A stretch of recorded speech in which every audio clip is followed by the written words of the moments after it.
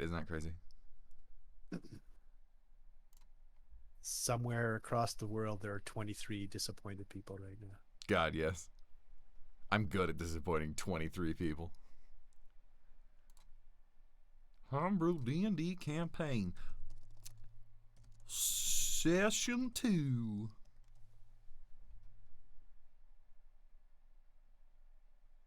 Done. Now time to tweet that I'm live.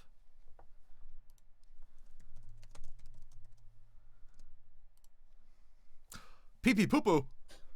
Hello, that poor boss. That's your first message? I'm honored.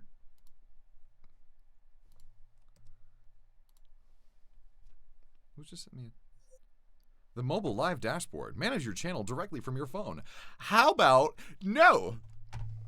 How about we don't do that?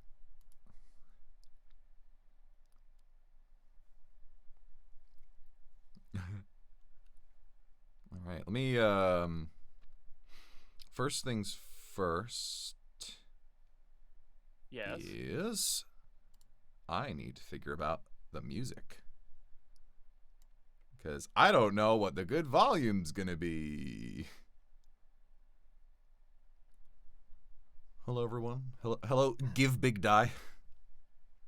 Afternoon, More Nix. boss. Good afternoon.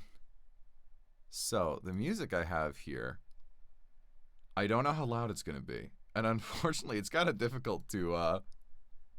Start low and go high. Let me hide any potential spoilers. I was gonna scroll down and turn the volume on. Okay. Omni-time, I fail my save and I'm forced to watch. You cannot blink. It's okay, you get another save every round, which is 6 seconds, so. I noticed the viewer goes down by 1. He finally made it. All right, let's see if this Maria. works. Hi, Maria. Hey, by the way, I just want to inform you guys that clone doesn't say that you can't have multiple clones. So what you're saying is every 24 hours. Well, That if you get the clone making clones. One of us. One of us. One of us. Spell? Is it too late for our our other campaign to have title become a wizard and have a literal title of titles? As a matter of Yes. fact, if they all got together in a crowd, and like Title at wave. one edge of the crowd they stood up and then sat down, and the next one stood up and sat down and stood up, sat down, would we have a tidal wave? Oh my god. And the viewership just went down by half. Hell yeah. Alright, so now, well, I shouldn't be trying to test volume while I just stuffed my face full of not frozen, refrigerated chicken. Have you guys heard of the spell simulacrum? Yes. Yep. Oh boy. I was gonna say, remind me to never let you play a wizard in my campaigns, but I am right now, aren't I? That kind discount wizard. Oh, Maria. The Y Moss. Last session they found out there's this really spooky, like, druid necromancer hybrid moss that's resurrecting corpses. All right. The main feature of the last session you forgot? I forgot about the moss bit of it. I don't think Ur would remember much. Look, Ur had a interesting night last night. Was he kept awake by banging and squeaking and popping sounds from the room next door? No, that probably woke him, and he was probably thankful for it. Oh, okay. Well, no, it wasn't that bad. Yeah. Honestly, this music is a little too loud for even me. I'm gonna turn mine down a little bit. There we go. It's just town ambience. It's like carriages and people and some forge hammering on an anvil in the background. It's beautiful. All of this music. What? So is it playing right now? It is. Is it not picking it up? I don't hear it. Fuck! Oh, because my desktop audio is really low. How about now? Can you hear it now? When? In Discord, no. I checked on stream, yes. Okay. Here, hold on. Which is the main thing it matters for, so.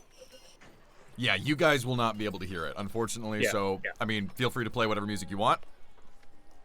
Discord was deafening, holy shit. Probably me saying Discord. Huh. Interesting.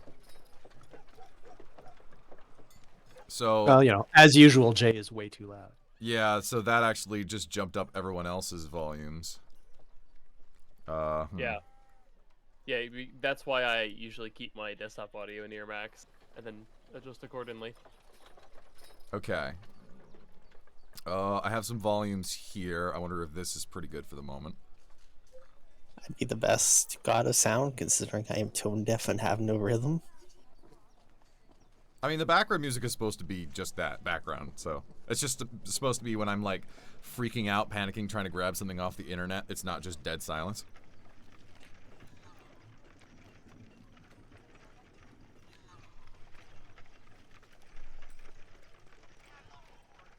But, Tempting the rest of us to crack our worst jokes, and then everybody loses. hell yeah. Well, I mean, it seems I good. I don't know if it's just my headset, but I don't really hear the background noise unless I use the audio compressor. Huh. Or the, yeah. Oh, we should see what's. Could be my headset. It is partially going out. Does anybody in the chat hear the music? I will talk in very slow but methodical sentences to tell if you can hear it vaguely over the sound of my voice. Blah blah. Nice weather. Very cold. I hear nothing. Okay. Yeah. Again. Oh, but someone had the- hears ambience. Yeah, like I said, I had to turn the audio compressor on, the Frank C one, and I heard it. Cannot hear sound.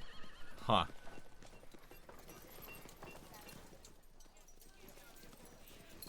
So, I think the reason is this is not playing through my desktop audio.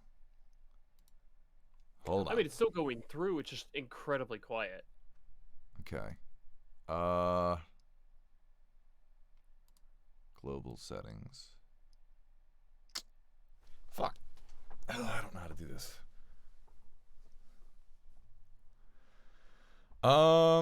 Okay. This is gonna be painful for a lot of people. But desktop audio is now like maxed, so Discord is about to be really loud. So now I'm gonna go into my volume mixer, head over to Discord, and just lower that. Okay. Booga booga booga. Sound fairly normal. Jake, say something. 'Cause you're... Oh! Something. I've been raided with a party of 7 from Pact of the GM. Ooh. Hello, Thank you, all raiders. Although really, Pact of the GM is like the worst Warlock pact. Gasp. Okay, I'm gonna play the music. Okay, now I'm going to play the music. Now do you hear anything? You guys came into tech issues. Very clear now. Okay, cool. So I actually need to up Discord a little bit. 'Cause you guys are complaining. How many doors does this tower have? You'll find out. It's very surprising. It's a particularly large amount. Between 1 and however high it is you can possibly count it. If it's just one, it's kind of false advertising. The Tower of Door. Wait, hold on. You said 1 to possibly as high as I can count? Yes. Well, so there's at least 4 doors. Maybe. You know, there might be 3. If we go there, we'll see if there's more door or not. I have a ring for that. God damn it. Oh my gosh. Alright. When we're done with it, we're uninstalling all the doors until it's just Tower of Door. What is a door but a movable wall? Uninstalling. Alright, so, we got the music going. I think the volume's all good. I'm distracted. Also, I cast Screwdriver on the door frame. We're gonna say something? no. Alright. Nothing Sorry, important. Kuna. How could you? I gotta use your stream name. Tower of No Doors. It's just a tower. It's just the tower. That's its name. The spire. Just a tower. The extra people that are playing with you, their voice are really loud. Okay. At least on my end, that's what's happening. Just the extra people. The people who are fundamental to playing are okay, but the extra people, they suck. Oh, okay. The return of the moss. God, this is- Now, we are supposed to be louder than the background music, though. Yeah. Just telling them. So I'm lowering the background music a little bit more because that's actually distracting me. Which is weird, but whatever. I think it's fine. Cast Ultima. Yeah, the background music is for like the quiet when we're not doing anything. Gotta raise you up just a little bit. Okay. Gotta raise you up a little bit, runs over, picks him up. I raise you up. Before you go. Okay, actually, you turned us up, I think, Omni, and now we're louder than you. Okay, back down you go. Now you're at 52. Okay. I think that might have made a difference, at least somewhat. Yeah, seems like it. Okay. Well, if I find out there's audio problems, hopefully chat yells at me for it. And then we'll figure out what we're doing, because there's a lot of new audio being messed with. Well, also, like, people using headsets versus speakers. True, yeah. Well, Well, people with headsets would have their own volume adjustment too. I also need Yeah. to make sure my stream is set to record. There we As go. long as you got the balance levels you're going, you're alright. Yeah. Alright, let's get this. Let's get the Mets, baby. Let's get the Mets. Alrighty. Somebody just crack a beer. Maybe. Coke. I don't like alcohol much. Alright, let's play D&D. Does a line of Coke. Might as well. So I'll say my hellos to the chat. Welcome to our second session of my custom homebrew campaign slash setting slash I have no idea what I'm doing slash help me slash it's gonna be pretty cool campaign. We're using Roll20. I've got some custom rules that you can actually check out what I gave all my players down below the stream, the little description area.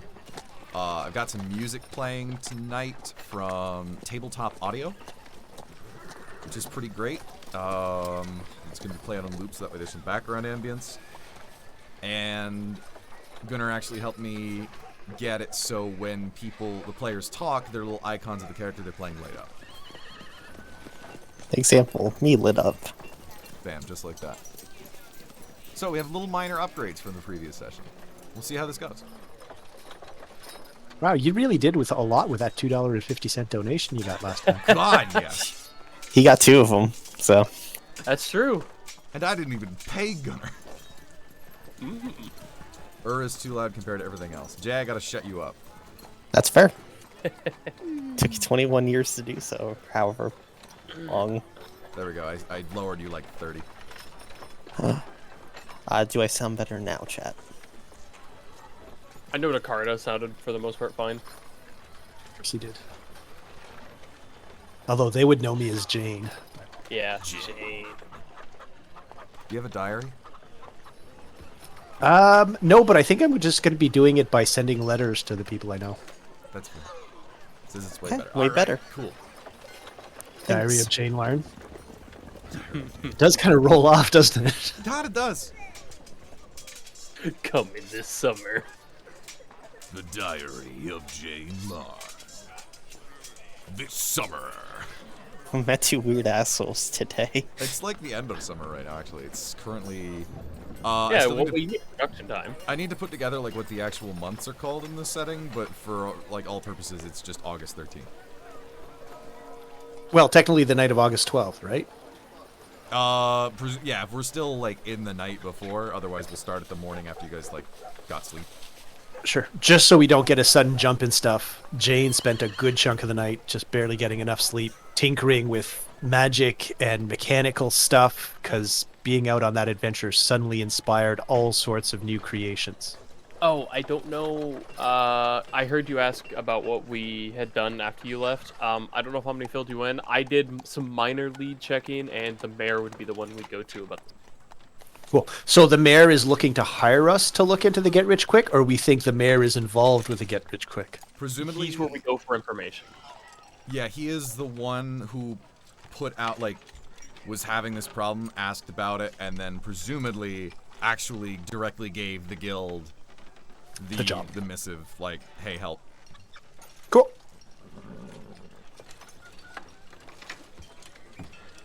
So, you do your tinkering. For anyone who didn't know, they leveled up from last session. They are all now level 2. Which means they get to punch slightly harder. I get to punch a good bit harder. That you know. From up to 120 feet away. I didn't change. All Got right. action surge. Oh, that's But negative punch He can more. punch harder for 6 seconds, relatively. yeah. Oh, the ambience has a thunderstorm. That is incorrect. There is no weather right. It is clear skies. How could they? In fact, it is like really dry. I just keep the town one looping. Maybe that was me testing the auto reload on my gun. Oh no! John Johnson gets up from his bed in a cold sweat. Someone is shooting my roof. Oh, that's right. I guess the Carter didn't have the innkeeper. I heard about John Johnson. John Oh, Johnson. okay, good. All right, so Jay, you had your nice little experience last night. Yep. You wake up after having that happen. And I do remember it then. Yes. Oh, okay. Yeah, no, it's actually vivid in your mind. You are. I'm not even gonna bother taking this to whispers. You're a little more tired than you thought you would be after getting a full night's rest. It doesn't affect you at all, but you're just kind of like, ugh. You got like the morning groggy, like you know, wipe away the morning crust. Oh well, I untied the bucket from the door. Hell yeah. Yep. So you guys are now awake. It is now morning. Whenever you guys feel like you would probably wake up. Yeah, probably early. I'm actually not exactly sure what time we're gonna wake up because lived all his life underground. So you might wake up with like the first crack of light, because that is like baffling still. Chikara just gets up when he feels rested. Yeah, probably pretty early for her. So I would say probably around like 8 Yeah. in the morning, 8 in the morning. There's a chance you guys have to knock on my door. I was up late, I see. tinkering and writing letters. Hello. Oh, I thought the soundtrack was all of a sudden really accurate with that knocking door. Oh no, it's adaptive. It's the singularity. I'll let you know if I hear the ambience of a dragon coming in. Y'all best look out. I ain't gonna tell the ambience no. Sorry, guys, the soundtrack said so.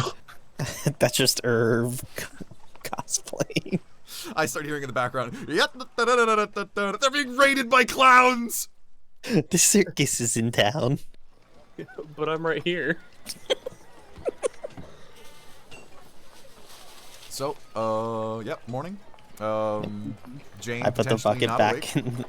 I put the bucket back in the supply closet where I got it. Not a monster. Alright, nobody witnesses you do this. Nobody is perplexed by a small kobold taking a bucket out of his room and putting it back into a supply closet. I maybe didn't see it. Who knows? And just go downstairs, wait for them. Alright. Well, come down when I'm all well and rested and ready. Alright. Morning. Her has a about 6-inch egg, by the way. Excuse me?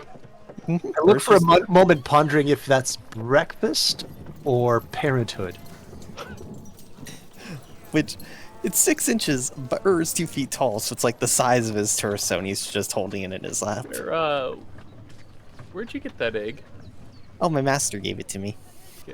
Yeah, what? The one who gave me my magic powers. Oh. These things never end well. I don't think Chikara knows exactly what that means, but he has no interest in pushing further. Alright. Master, getting powers. Oh god. So, excluding Earth's egg, we need to head to the mayor's office, or we can check on another job.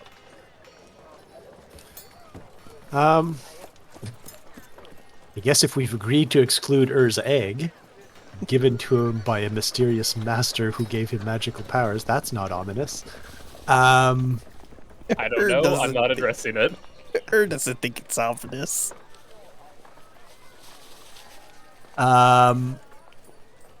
I'd like a chance to learn a bit more about that other job before we look into it. So let's go talk to the mayor. Although if we could stop by the guild house for a minute, I wouldn't mind. I want to see if they can help me get a letter to an old friend.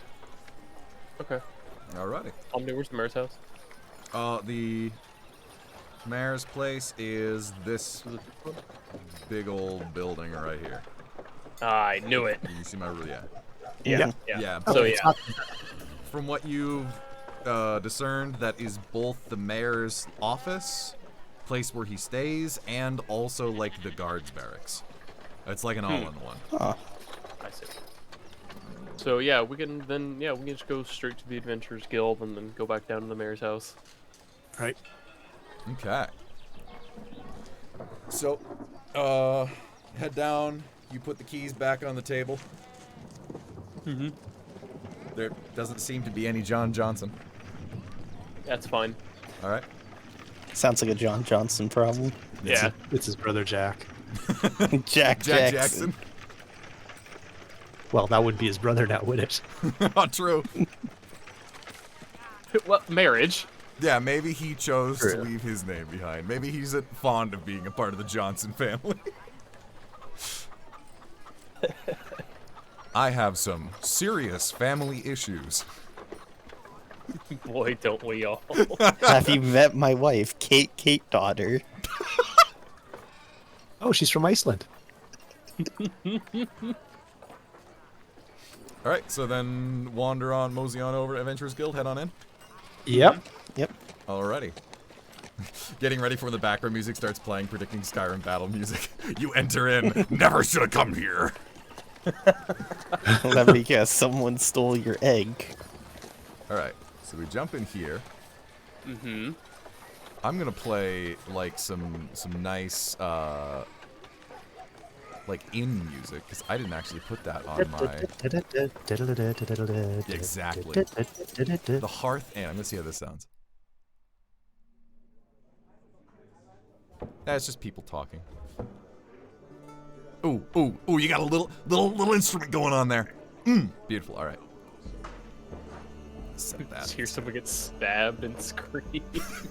Klaus and his bongos. Klaus and his bongos. That being said, when you guys enter in, you don't actually see Klaus or Rasheen. They don't No, seem to be here. Klaus. While we leave, we have no purpose here. I guess the assassins found him. No! The Roshin, like, revengeance arc begins now. She gets cybernetically enhanced. Can't wait to unlock her sombrero costume. Mr. John Johnson, who works at the job in place. Yeah. Can we Well, appreciate how the two people at the table at the top right make a perfect dick? God damn it, you're right. Well, it's a little square, really, but Yeah, perfect. Hey, I am judging. So, This is an ideal male form. You may not like it. you Mosey on you in. walk in and you notice there's a giant standing flashlight in the middle of the room. I was wondering about that. That is a placeholder image until I get art for that character. So, as you enter in, you do notice the red-haired woman whose name you don't know and the halfling guy who Jay might remember as Benjamin are currently, like, Benjamin is taking like some sort of a multi-tool and tweaking the leg of this very strange metal individual that looks like they have a big glass plate on their face and they're wearing almost like a wide-brimmed hat built into their head. I'm halfway towards them before I stop sprinting and realize it's unseemly. Is this just a Pixar lamp? Almost. And especially for you, Jane, because you recognize the make. Oh. This is Is that a model 1955 X31? Might be.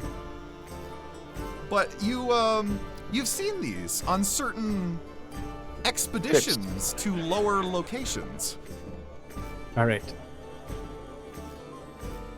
On As the gun is halfway out of the holster, I pause to realize, is it taking offensive action?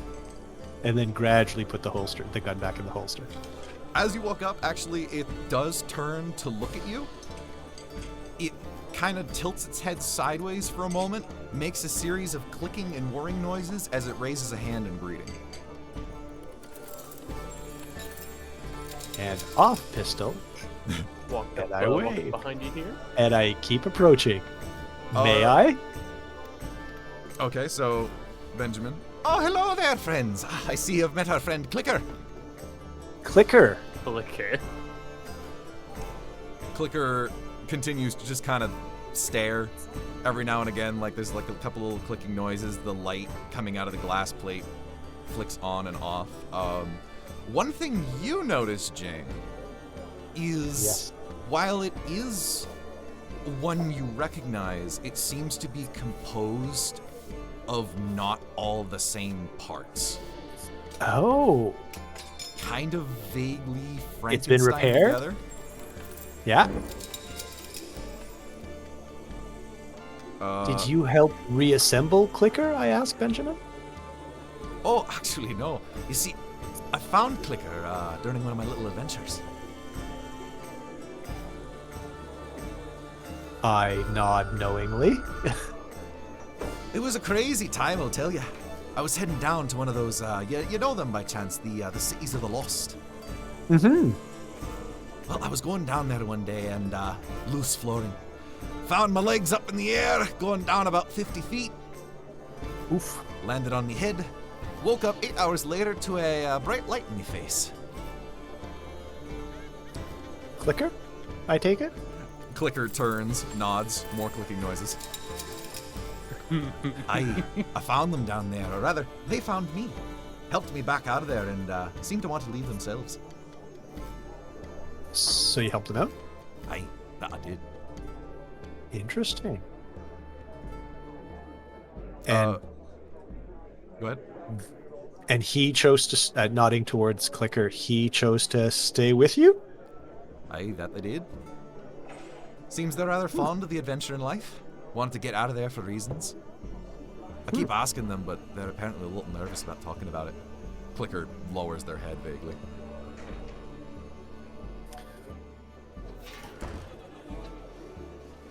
Talking. Does Clicker talk beyond clicks? No, but it does seem to be some sort of a language. I've actually managed to do a decent bit translation, figuring out what exactly they're saying. Interesting. Have you tried writing?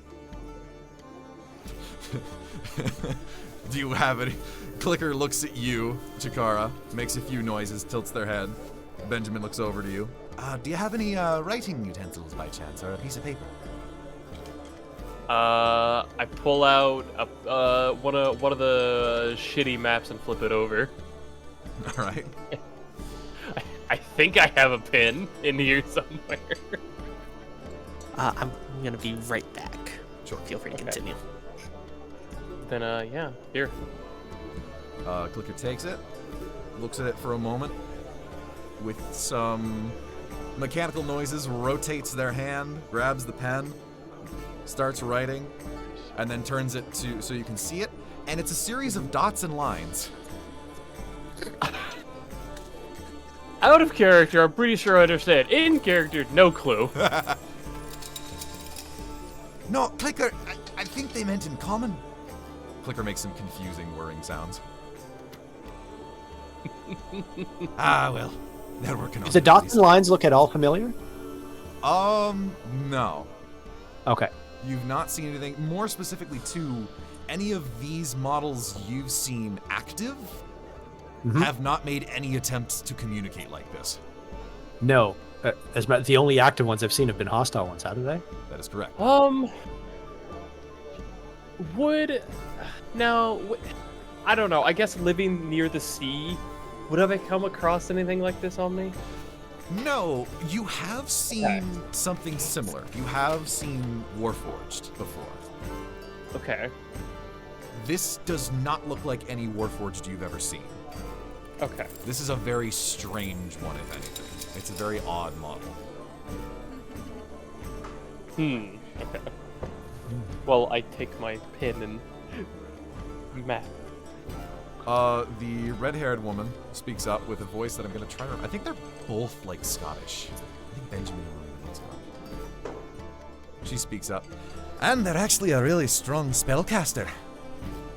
You've never seen anything like it before, I'll tell you. Clicker, noting this. Quite true. Cast... Let's see what... Fireball centered on himself. Let's see what you can do here. Actually raises their arm up as a panel shifts off of them, opens up, and this little bulb pops out, ignites into a bright light that they then lower their arm and the light remains. Oh. So was that? Oh well. So I don't know magic, so I can't identify. Jane, you would easily know that is the light cantrip. Oh, in that case, never mind. I recognize it. But cast in a much more mechanical manner, similar to something you Yes. would recognize. Yep. I am back. Hi. So the magic does look pretty familiar to me, doesn't it? Yes. Yeah. This is, by all accounts, one you've seen before, but not normal. The casting or the creature? The creature. Right. Yeah. You'd have recognized that these in the past are capable of some sort of an integrated magic. Okay. This definitely seems... Not all of them. Some of them were more physical sentries, some of them were more ranged sentries, and some of them were magical. This is a magical one. Right. And I'm guessing it's even more of a case of a lot of the ones I'd seen, the magic would have been kind of presumably infused into them by their creators, whereas this seems to be actually coming from the creature. Yes. Hypothesis? Yeah, a lot of them, they have... obviously, I'm sure you've studied some of them, maybe even like opened one up on the fly. They do have more of an internal core Right. that allows them to channel this magic through them. This one seems to be particularly advanced. I have an out-of-character question for Jay. Okay. Can you read languages? Did you do the thing? No, not yet. That's Okay. I'm gonna grab it in the future for sure. though. Okay. I had to be sure. I am going to, I guess, while this has been happening, after I've done and said my piece, And did you say Benjamin's a halfling? Yes, Benjamin is a halfling. I look over his shoulder at the board. Are there any other postings that I could see? You actually, from here, you do notice the paper that you left before doesn't seem to be there anymore. But there's another one posted higher on the board, and it seems to be the only one there. I excuse myself and walk to the board. Presumably then, you guys keep talking with Clicker and Benjamin, maybe just asking more things about language. Chikara's gonna look at the board. Yeah, after he looks at the board, I have a question then. Actually, what's your question? What was lost? You said they were in a city of a lost? Ah, you don't know the Lost, do you? Convenient for you. You're a kobold, aren't you? Yeah. Well, normally you people live underground, but maybe manage to not ever find any of these. You see, there's actually, all across the continent, a large series of underground cities. Mostly smaller towns, but I do have evidence there's a pretty big one down there. It's... one day I'll have to take you there to see it. It's an ancient... Have you found it? I've found evidence of it, but there's a little bit of a problem. The entryways into those are veritable death traps.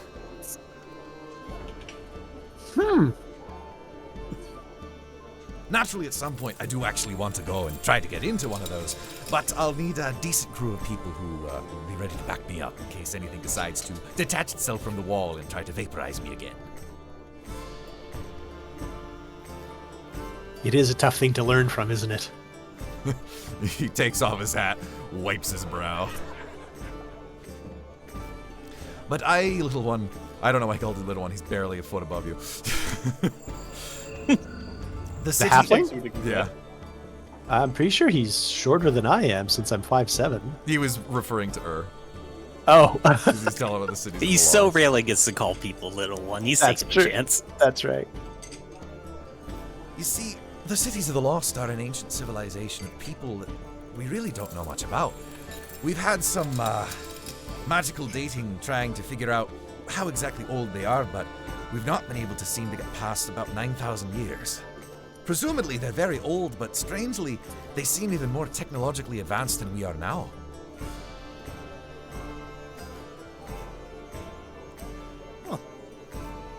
As for who they actually were, that we don't know either.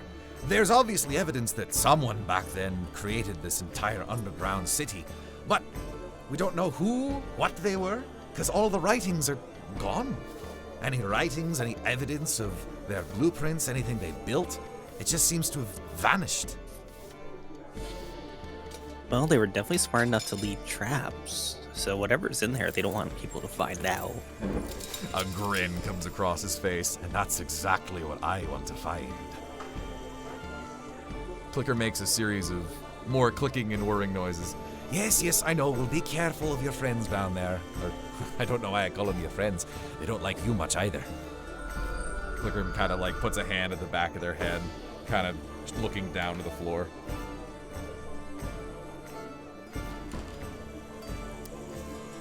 Yes, I've had the same issues traveling through lost settlements. Whereabouts in the continent have you found some strongholds? That me? In your case, it would be Oh, I kind know of that. east of Valios. Yeah, east of Valios and close to the border, wasn't it? Yeah, it was not too I far knew of off. 2 entrances. Yeah. He actually offers, if you would show him the approximates of where you found your entrances, he would offer to mark on your map where he found his. Incredibly generous offer, and I would like to, however, the information isn't really mine. I was there as an apprentice, and I feel like I would need my mentor's permission to share that. I am sure you understand. Aye, that's fair, lad. But I am actually late in sending a missive to my former mentor to let him know I've arrived here safely, and I would gladly pose the question. Presumably with the caveat and with your understanding that I would share the locations you gave me with him as well, or with her as well. Wait, I'm sorry. You're... So if you like, I can ask Master Larn if she'd be okay with me sharing those 2 locations. And if she gives me permission, then I'll gladly share them. Oh, okay, yeah. But I would also feed back to her the locations I have learned about. Alright. He finds that a good deal. He'll take your map, he'll mark down a couple locations that I will, for the time being, will say that you know, and I'll actually mark on the map later. Okay. Then I won't act on these or share these until I have Master Larn's permission. Yep. He nods. Yeah. Thanks you. Speaking of missives, I need to see if I can get another one away. Do you know if there's a druid in the Adventurers Guild or one in town? The larger woman speaks up. Well, if you're looking for a way to send a message, you actually could talk to Sylvia in the office. Oh. Sylvia's our little mouse person, isn't she? Yes. I was trying to remember her name, and I couldn't remember when I was doing up my list of characters. Yep, she is speaking- the official guild runner. Oh! While Sinbad is the co-owner and the veritable face of the guild. So she's the co-owner and managing partner. Yes, she's the one who keeps this place running.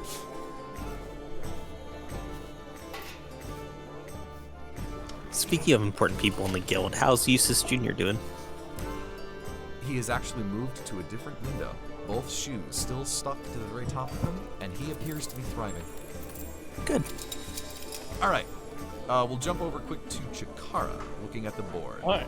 I'm assuming you're looking at the one job currently available? Mm-hmm. So, that one, with its fancy little name written on the top, is known as the Witch of Straedan. Interesting.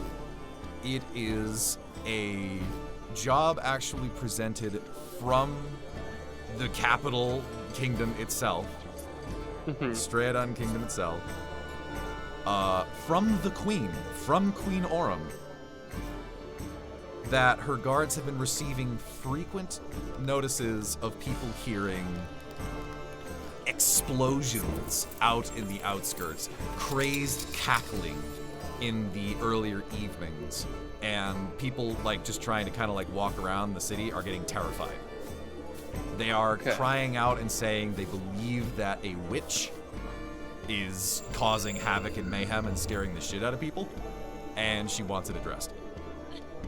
Okay.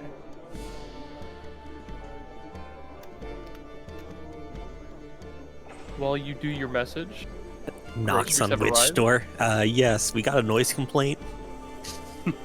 groceries have arrived, so I need to take that like 15 minute step away. Sure. So I'll just share the knowledge with you guys after you're done, and you can decide which job we want to pursue. Also, I would like to mention that while the pay for the local jobs you guys have been doing have been around, did I ever mention specifically how much they were? I know we got think- 30 for the first one. Yeah. Yeah, I think it was The 30 more for the first local one. jobs are 30. This one is actually paying 90. I'll be right back. I've got money I could already spend that on. I would not complain about some more gold personally. And now, naturally, they are holding your funds until you prove that you're not Yes. actually a bunch of bandits trying to steal all of their goods. Yeah. But it will That's all true. be paid out to you, well, they say, Ash- near the end. Yes. Well, and that would be our third job, so I say we take care of the mayor first because it's local, it's here, it's pretty quick and easy. But then I would actually be interested in making sure that no nastiness comes from a witch. Indeed. Yeah, sounds good to me. All right, so I did Benjamin say that Sylvia was in the office? Yes. I will excuse myself, go knock on the door, and ask Sylvia if she has means of getting a letter to a druid I know. I was going to try and get it sent to the Grove, but if she's got a way of getting it right to him, I'll take that too. All right. So then you head on over to the door, give it a good old knock. Interestingly, you find out there's actually a little hatch above the door, and that opens and Sylvia's head pops up. Yes, hello? Oh, Jane, is it? Yes, it is. Hi, Sylvia. She crawls out of the hatch, gets down by your feet. Etiquette, would you prefer if I kneel down so we're more at face level? I'm used to people doing this. You go ahead and talk however you want. All right. I will. It seems only decent. All right. As long as she doesn't feel it's condescending. Gives you a nice smile. I was hoping to send a letter to a mentor I had who's a druid. I feel his insights into yesterday's moss could be useful. Would you have a way of getting a missive sent to Hillsfoot Leapson? I was thinking of trying to do it through the Grove. Let's see if she recognizes the name specifically of the person you're referring to.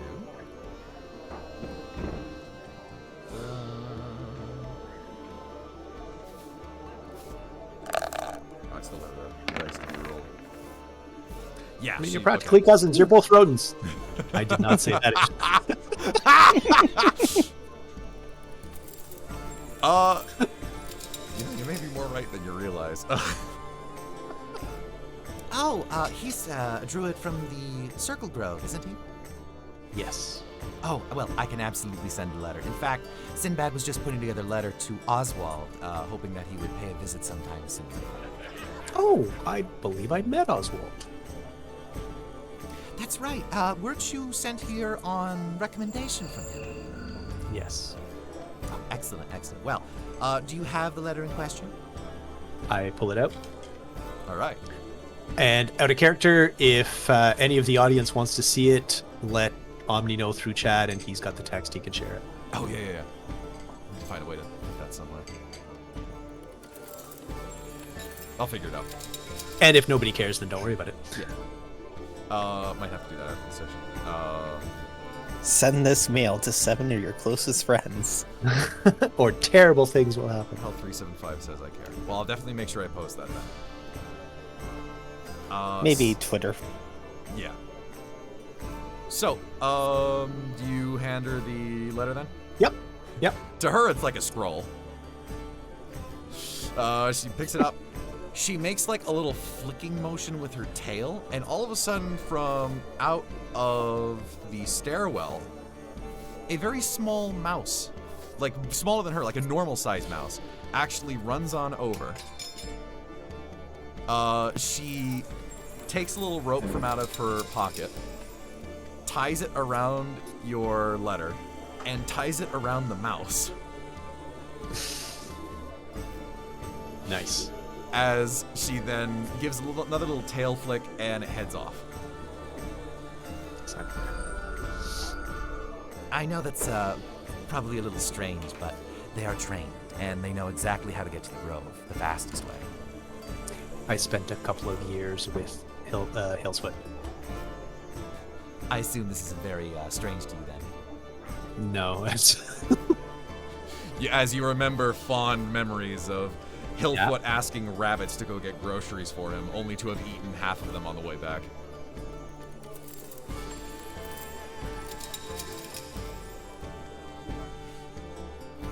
So yeah. She doesn't ask for any payment or anything. She was already sending a couple out, so it's just a convenience. it's gratefully appreciated. I will, of course, share anything Master Leapston shares with me with the guild. Appreciated. Oh, Yes. not getting Sinbad says from somewhere. Appreciated! I'm in the back here! I'm trying to tie a message to a rodent! My hands are big, it's very difficult. Well, I don't want to trouble you any further. I believe we have a mayor to speak to. If you catch him within the next hour, he usually gives a public speech around now. He does them every day. For the life of me, I don't understand how he has so much to talk about. All blonde woman by side? Brunette. Brunette. Apologies. Oh, yes. her. Oh. Striking, isn't she? Kind of out of my league. I'm pretty sure she's the secretary. She doesn't talk much, though. I've tried to strike up some conversation with her from time to time, but she just kind of politely nods. Well, I suppose that can be a practical trait for somebody who is around the inner workings of political office. She gives a nod. You hear from over the way, Rook sitting over this table actually finally notices you walked in and hollers over, Jane! When you get a moment, I wish to share some findings with you. I'll be right there, Rook. Just gotta get some breakfast. He gives you a thumbs up. A large porter, please. Coming right up, sweetheart. You're getting ready for the day. Hey, Why I need to talk to a mayor. Yeah. Porter would have been like the beer that eats like a meal. Hell yeah. Alright, If he's anything like our town, it's ex-mayor, he'll come into the local dollar store and make sexist comments. Whoa! Whoa! Alright, so... And He's not watching, I don't care. Wouldn't that be the most hilarious thing if he was? So, what your ordering usually costs? I think it was 2 copper last time. All right, 2 copper it is. All right, and this time, instead of cash tip, which I know would be better, I'm going to put one of my minor magics on a utensil on the bar, just something, and it will, anytime she taps it, it wafts out a cooling breeze. She seems absolutely fascinated by the English, Jesus. She seems fascinated by it, gives a little clap, and you feel a presence somewhere in the guild, just staring. Oh, the snake woman's back. Oh no! Or spoons. Oh. Oh, spoons. As a fascinating scuttering, just woo! Oh, I need to make an adjustment on this. If anybody tries to steal this, it will curse them for a month. Do a couple more little adjustments. I say that part very loud, and then I walk away. A pair of yellow eyes gleams from the dark of the hall as the door slowly shuts.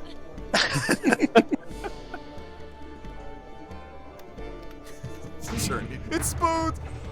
Hi, Clem. Thank you for following. All right. Next time we come in here, just spoons hanging from a rope from the ceiling, Mission Impossible style. Dun, dun, dun, dun. We're gonna have to have like a Spoons one shot.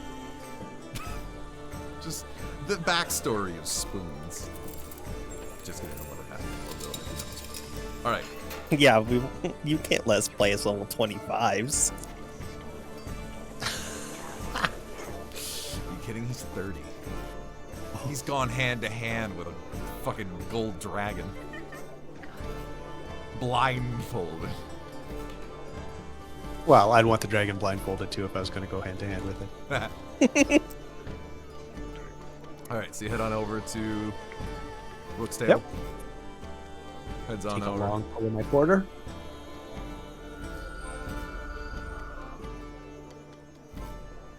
So, Jane, Erica and I actually made some discoveries in lieu of your mushroom incident you found. Yes. I assumed that's what it was about. I have to say, some good came out of it for it myself. I realized I had been thinking about my magic far too simply. I was able to combine the usual energy dynamics I use on my little cleaning bots. And when I added a slight matter transport to it and I write it on my pistol here, it reloads it for me. Isn't that neat? Eyes wide. Also, sorry, I had to ban a bot from chat. And I suddenly realized I've been geeking out on tech with him, and so I casually put my pistol away. But you said you found something about the mushroom. While you were doing it, the elven woman just kind of like was just staring, just completely uninterested. Just like, woohoo. But he's just like, fascinating. Well, so, Erica and I actually did a bit of a investigation of our own, mainly considering the recent influx of these druid necromancy craft abominations popping up everywhere. And we seem to have found a bit of a connection. So everywhere. I know you said you had found one before somewhere else? Yeah, woods? I believe he had stated it was... I didn't research my prior session. They checked out the woods. They found a Okay. tree with that face Right. in it. Okay. Face is And much- we found one by the fork in the road south of town and another one at Eustace's Grove. Yep. Okay. Any others?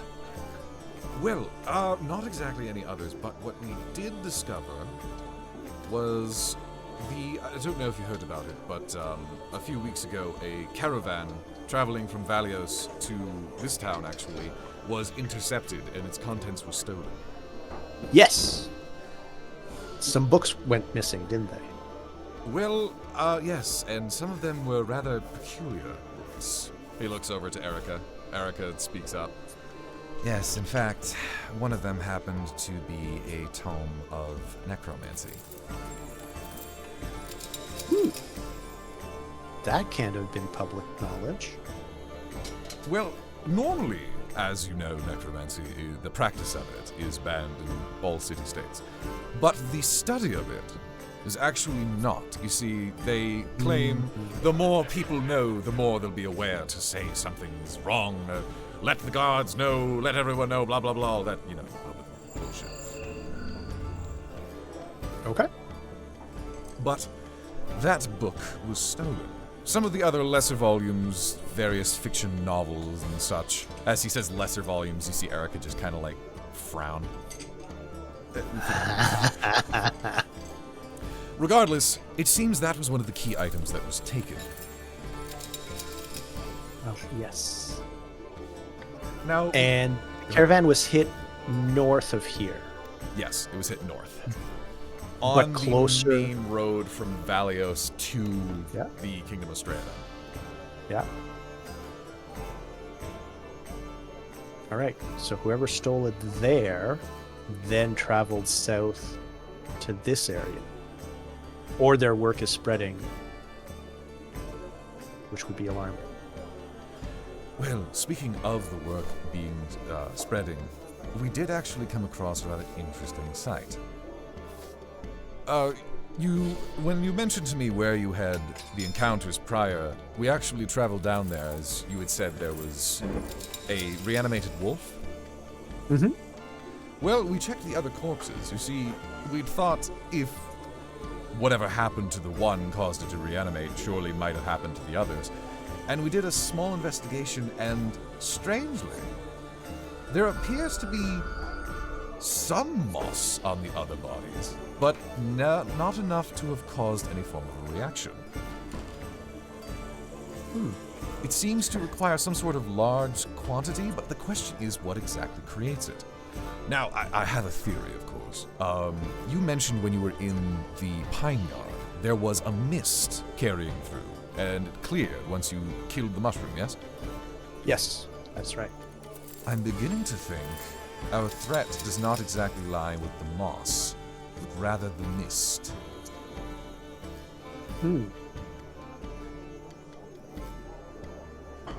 Okay, that bears watching, absolutely. I mean, I don't doubt for a second that the mist is involved as magical. I'm wondering, actually what I was speculating on was how the presence of the mist sustained the moss, but I do remember distinctly that the moss started dying when we killed the animated body it was on.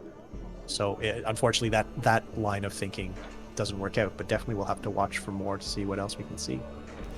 You definitely did notice also, to coincide with his thoughts, the wolf that was animated was, like, not well animated. You could tell that it was kind of already kind of fractured and broken. It seemed to be incomplete. Yeah, I remember when it was trying to eat the other wolf, it would chew it up, but then the chewed up bits and fur would fall out of it because it was still wide open along the throat, right? Yes.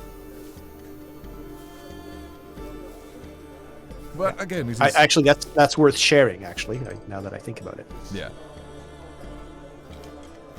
But again, just a theory I'm having, because the environment of where we discovered this necromantic activity, the forest, it didn't seem to have quite as much moss as it did with the mist.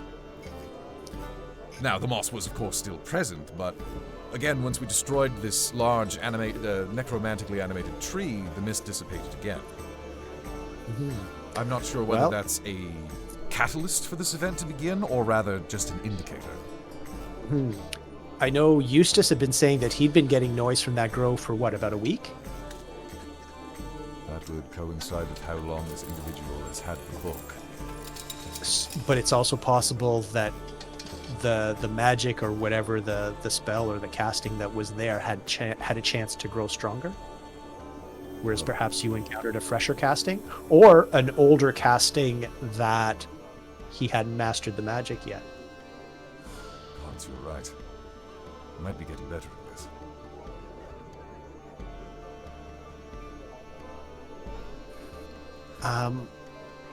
I think I mean, I'm right now we have to see if we can help the mayor with his concerns.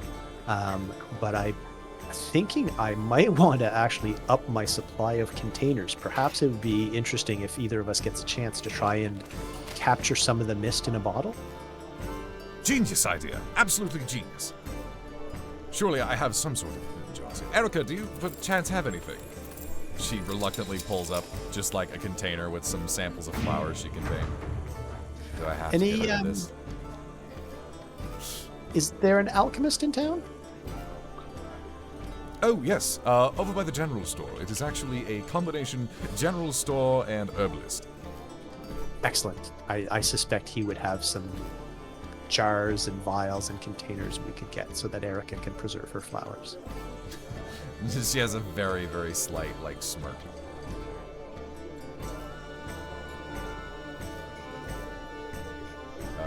So yeah. So Excellent. Thank you for sharing. If we encounter it again, although I seriously hope not, since we'll be in town, I'll let you know. But I definitely, and if you need anything, or if you get leads and want some company investigating, please let us know. will do, my friend. Thank you. Hoist my mug, cheers, take a long draw, and go rescue from whatever he's up to with his mechanical company. Yeah, whatever he's been doing over there, probably just staring at Clicker. That and probably talking about how kobolds lay traps, try to compare between the lost cities and kobolds. Ooh, yeah, that's a good idea. And you're definitely talking about that. I'd even say now you have some minor knowledge about how the lost city traps are placed, where to look out for them. Knowledge that a lot of them are not immediately noticeable. A lot of them are actually built into the walls and the floors, and after some sort of sensor is activated, they emerge from them. You actually did. I need to pull up which family member. Kerr was the trap setter. Yeah. You do actually remember Kerr had employed some similar strategies where he would create like a faux wall and hide behind it to Wall try to of get soup? ambush. Get into stabbing range. Classic trap. Classic trap. The classics. Oh my word, I'm sorry. Welcome Hi, back. problem. There was a Oh, lot. we filled it. Whew, okay, what a... Cliff Notes? Yeah, Cliff Notes. Jane. Letter got sent. Yeah, simple letter. Okay. Rook has is suspicious, or reminded us, or maybe learned for the first time, that all of this undead moss stuff seems to be correlating with the theft of a book of necromancy Okay. about a little over a week ago from a caravan traveling from Valios to this region. Mm-hmm. And yeah, and there seems to be some changes in the magic that we're not sure whether it's newer magic hasn't had a chance to get stronger, or older magic wasn't as well mastered yet. But there seems to be progression in the nature of the necromancy and the ability of the moss to animate things. And then I politely pull him off because we have to figure out this mayor thing for now. Okay. And also I mentioned to them the job posting for the witch is triple the pay of the jobs you've been taking that are local.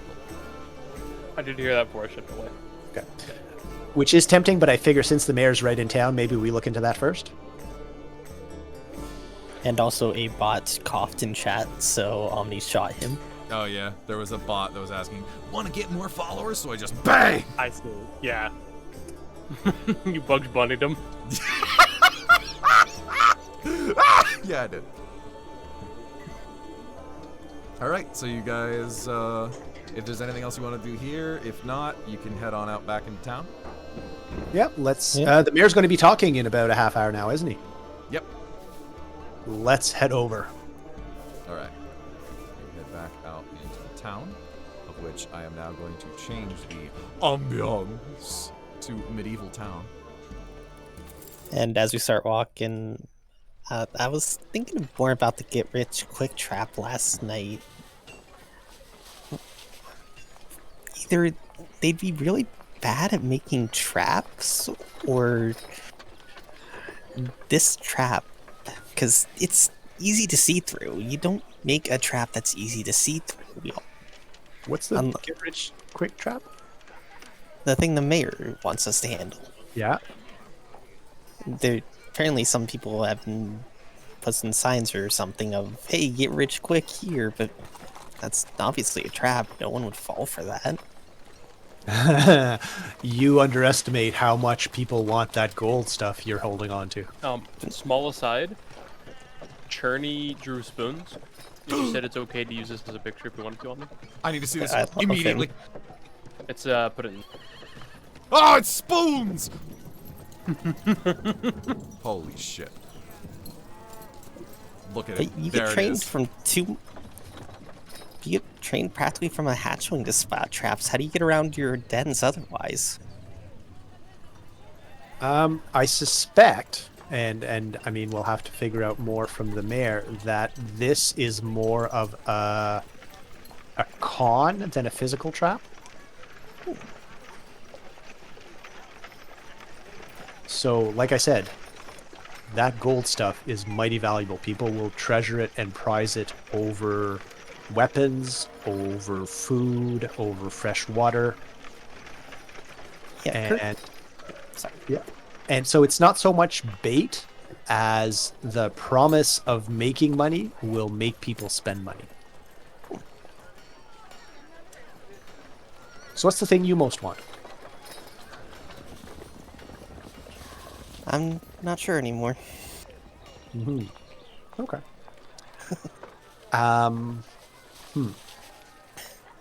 So to the mayor's house. But imagine if, I'm guessing that egg is pretty important to you. Well, yeah, I think so. What egg? Egg! Oh no! Shoot, I knew I left something behind. You said you'd watch this while I go away. Never gets packed. What do you mean the Adventurers Guild is serving a giant omelet? Oh no. Oh my god, whoa, these people are enormous. Sorry, there's hill giants in the area. Good. Must be some good speeches. But imagine if I convinced you that something very important to you, great magical power, could be available, but I needed your egg to make it happen. Okay. And then I take your egg and disappear and never give you any power. Okay, that's a bit different from traps, but this logic's still there. Mm-hmm. Little baby boy's learning about the bad sides of the world.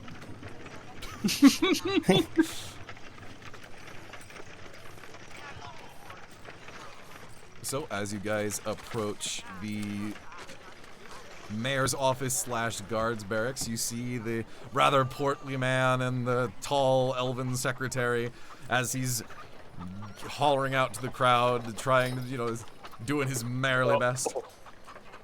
And so, as I say once more, do not feed the badgers that get close to the farm fields. They are attacking the farmers. They want more food. If you don't keep feeding them, they will get angsty. You see the crowd kind of like going, oh, yeah. Don't feed the badgers. Yeah. I kind of like that. And, of course, one more thing. Please, if you know the whereabouts of our couple of missing citizens, a Miss Arissa Clark and... Name I'm trying to come up with on the fly. Matthew Gillahard, please try to locate them and let us know of their whereabouts post-haste. Thank you, that is all I have for today. As the crowd starts to disperse. We'll head up towards the mayor. Alright. As you head up towards the mayor, the secretary elf is the first one to immediately divert her gaze. Not divert, but direct. Jesus, hello, English. Direct her gaze towards you, but she doesn't seem to do anything aside from that. As the mayor fumbles with his coat. Oh, hello there, citizen. May I be of assistance to you? I am hoping we can be of assistance to you, sir. I believe you posted this notice with the Adventurers Guild. Oh, do you hand it to him? I show it to him. He kind of like reaches around his pockets, like trying to look for something, and then you see the secretary just very gracefully pull out a monocle. Oh, thank you, Linda. Thank you. Puts that in his eye. Looks. Oh yes, absolutely, of course. About the scheme we've been hearing going about. Yes, thank you. Yeah. Now, before that, though, you just said a couple of things that were interesting, and before we follow up on this, is there a reward for the missing youths? Oh yes, there is. It's how much is it? Let's say, it's decent people. There's a 20 gold reward for both of them, individually. Was one of them a blonde lady? No, actually, one of them is a tiefling woman. We believe she was actually a tailor. And the other is a farmhand. He is a brown-haired, shorter human. Okay. Well, fortunately, then this might not be who we saw, but we'll follow up on it some more nonetheless. Also, your warning about badgers won't do much. Badgers don't get angsty. Honey badger don't give a shit. Oh boy. Well, we have to tell the citizens what we must to ensure they are not violent, of course. But these badgers, they're getting out of control. But now back to your scheme. So, you're worried that there's a scheme, or you know that there's a scheme? As you say this, Linda, actually, the secretary, brings out from her purse a piece of paper and actually hands it over to you. Okay. On it is written in pretty shoddy handwriting. Get rich quick! Sick and tired of not making the dough you deserve? Well, we can fix that. Meet me at... And then it indicates a location sort of on a crudely made town map. Come see us here to find out how you can be among the wealthiest. So is this targeted at like... No, never mind. I'm not gonna do that joke. Shit So joke. it was a never mind. handbill?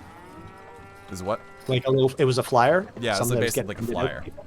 What does bread have to do with it? Jake. I was gonna be like, what does a baker have to do with this? I'm glad we had the same thought, but Earth's dumb enough, he would think that. All right. And have people gone to meet them there? Presumably, we have had a couple of instances where individuals have sought out this money-making opportunity. Some have reported that rather shady individuals seem to be watching them during this, and a couple in particular have not made any comments on the matter. Rather, it seems that one of our missing persons may be involved in the situation. Uh-huh. When you've got enough problems, they start solving each other. The tailor or the man? He's like, well, it seems. Linda peers over, whispers in his ear. Oh, yes, of course, it's the tailor. Forgive me, I've been having to deal with a lot of business lately. My brain is scattered all over the place. So, how hard is it to follow this map? Is it like at least obvious enough with the pathways that you can get to where you're going, or are we gonna need to really try for this? It's general, and it seems to be a general layout of the residential district. Okay. Really?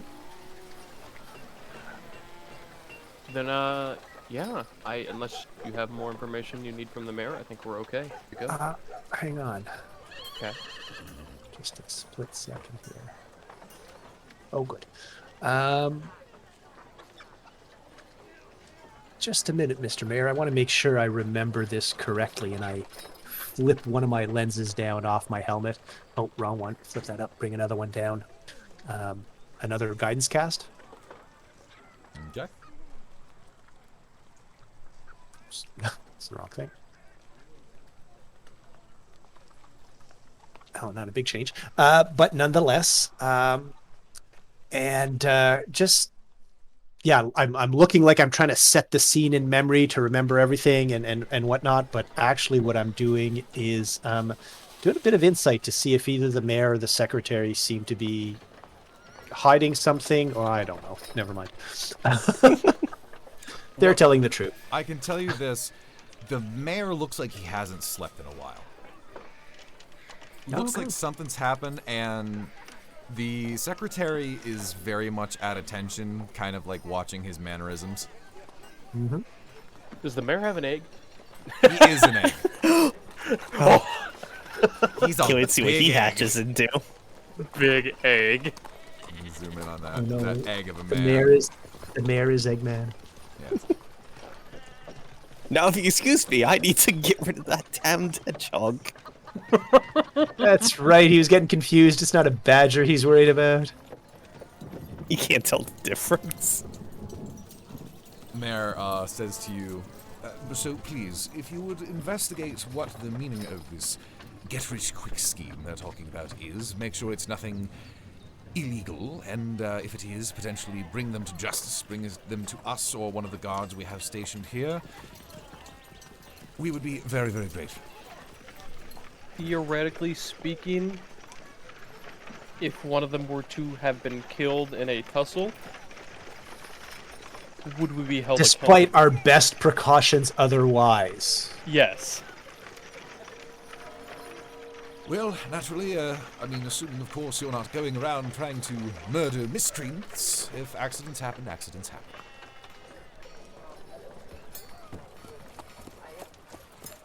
Got it. I'll use Mage Hand to move the wet floor sign out of the way.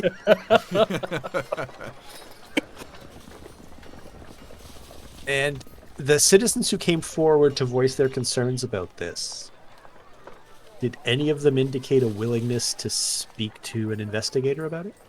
Oh, yes, actually we did. A few of the people who were rather either hand-delivered these flyers to their doors by an unknown individual or found them posted on the sides of various walls and buildings.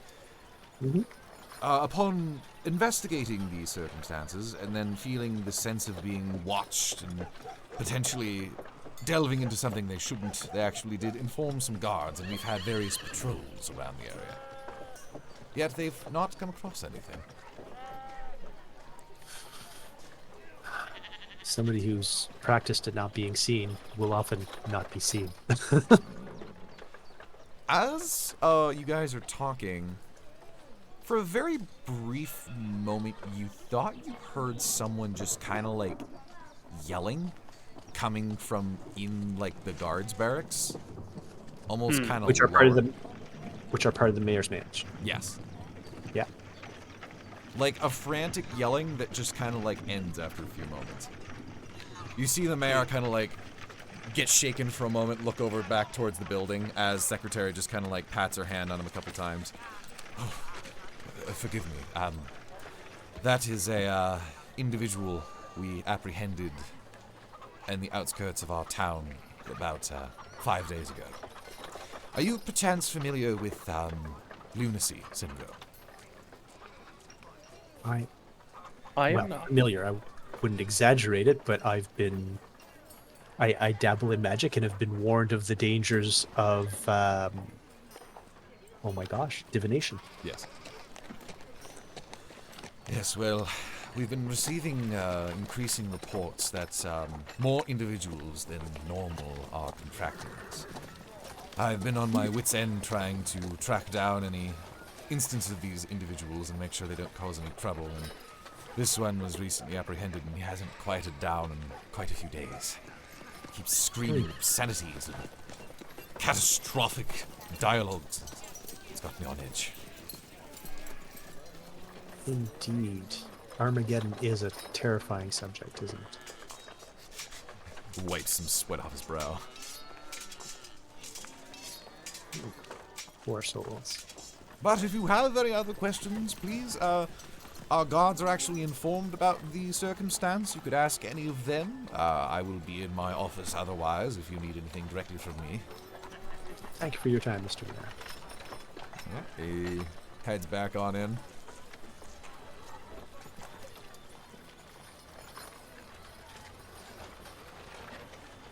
There's people around are just kind of chit-chatting amongst each other. One Yep. of them seems to Sorry, it's really clearing my think about those throat. badgers. Just need to find some mushrooms, and maybe a snake. You've already found the mushrooms. Now you need to find the snake. We found a snake. Ah. Maybe it's in my egg. Oh my god. Oh boy. I just had a moment where I was like, wait, have I even told Omni what's in the egg? And it's like, yeah, I have. Okay. Yeah, you did. I didn't actually tell you. I do need to specify. Well, no, you kind of specified it yourself. You understand. Mhm. All right. Okay. So, maybe go into the residential district, find some of the guards on patrol, see if they can point us to one of the people who complained in the first place. Yeah. All right. So this big old place at the top right of the map here is the residential district. There's no specific map for this place, so. We're RP. going into the theater of the mind. Who needs visual props? Indeed. Welcome to D&D. Welcome to D&D. I- And here, the visual theater is of a guy who constantly stumbles over his own words and forgets what he actually planned. Okay, but Omni. Yeah. Parkour. Oh shit! He's climbing up. He's climbing over people's walls. Yeah, we just wander over the residential district. Talk Yeah, to a few so we'll guards. stick to the big roads, looking for the guard patrols, and as soon as we see one, talk to them. Yep. Doesn't Is take you the long. general store on the way? Or... Oh, right. yeah, that might be nice. Yes, The good point. General store. Isn't that right here? Isn't Oh. that? Did I make that the general store? Or did I make that the general store? I think it was right this here is because the the general store. signs. Yeah, the signs were like crossing over when we came in. Yes, that's the general Oh. store. Yep. That's really convenient. Yeah. So if you guys want to hop in there first. Sure. I give Jakarta my egg to hold while I fish the ale and potions out of my pocket. I guess I hold this fucking egg. You now have an egg. So- Do with it as you will. I spike it into the ground. It might be required to hatch it. I don't even know. So the ale was poisoned, right? Mm-hmm. And we were concerned that the healing potions might be. Right.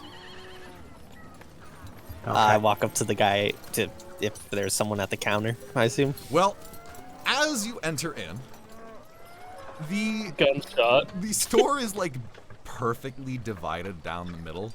On the right, you see a bunch of like curious knickknacks and tools and various like backpacks and different things that travelers would need. And the left is like overgrown with plants. Like there's literally like plants just everywhere. There's mushrooms. There's shit growing out of the walls. That's weird shit growing out of the walls. Damn right. There's just fertilizer pouring out of just out. Someone. There is a large cow just strapped to the wall. And it's just going down. It's like a moose head, but in reverse. Cow ass. So It's actually really efficient. as you walk in, you hear two people bickering. Mm-hmm. How many times do I have to tell you? Keep your knickknacks on your side of the shelf. As the other voice responds, And how many times do I have to tell you to keep your rotting fungus off of my counter? both of these voices are coming from below the counter, by the way. The counter is rather tall. It's like the 3-foot counter. Okay, yeah. That's I massive cannot for see sure. over it. As you close the door, the bell rings again. As all of a sudden, from over the counter, you see a head pop up very similar to that of Urs, Oh boy. and a mushroom pop up on the other side. Just a big fucking ass mushroom. I see. Cork, get your things together. We got customers. as you will very easily find out, Kobold crawls up onto a stool. Howdy, folks. Name's Gus Tinkerspark. How can I be of service to you? As the mushroom, with its arms, which is rather strange, crawls up. And my name is Cork. If you need any alchemical reagents, I am the one. Okay. I want to make sure I heard you right. Did you say cork? Cork. I Like a thought you said corkboard. cock. No. Okay. I had to be sure. Cork and Gus Tinkerspark. Okay. Gus is a kobold pretty much about the same height as Ur, but he is like a darker orange color. Ooh. Okay. Cork is just a being made from mushrooms. Big, bright red mushrooms. I see. Do not lick the mushroom. Not without consent.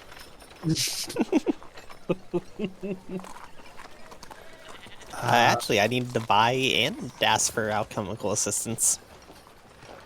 Or at least access to your workbench? Access to my workbench. You an inventor? Why, as a matter of fact. Well, let me see what you got. Oh my! Well, just yesterday, we were out and I was struck with inspiration. I dropped my pistol, and obviously one does not want a dirty pistol, and so summoned / built this little, and I do my prestidigitation where my little spider goes and cleans stuff up. As usual, that's no big deal. But then I realized I could combine that with some minor transport magic, and now I show him my pistol and there's a spider crawling over it. When I fire, it will reload for me. This is beautiful. Perhaps I can show you what I made. He brings out a pistol that looks like he's roped a dagger to it. I call this gun knife. Pretty good, isn't it? That is a clever design. I love them. My design was inspired from a lost artifact. Where did you get your design for your pistol? Oh, I ordered it from Valios.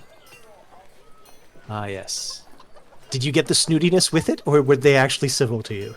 Ah, see, I got it from that real nice smith up there, and he's Milan. No, you don't say. Hey. I flip over the handle of my pistol where you can see my maker's mark. He gives a koboldian gasp. He speaks in Draconic, some sort of series of, as Jay knows, crazed obscenities followed by bemusement. I trained with Mistress Larn. You are welcome to work at my workbench anytime. That is such a gracious offer. Perhaps you'd like to assist or aid me. We found these potions, and I placed the potions on the counter. and they were accompanied by this ale. The ale is poisoned, and before we trust ourselves to the potions, we thought it best to make sure they also weren't tainted. As you say, And I also want to know what poison was in the ale, because it could be useful. Okay. Do that. Never know when you're going to need a trap.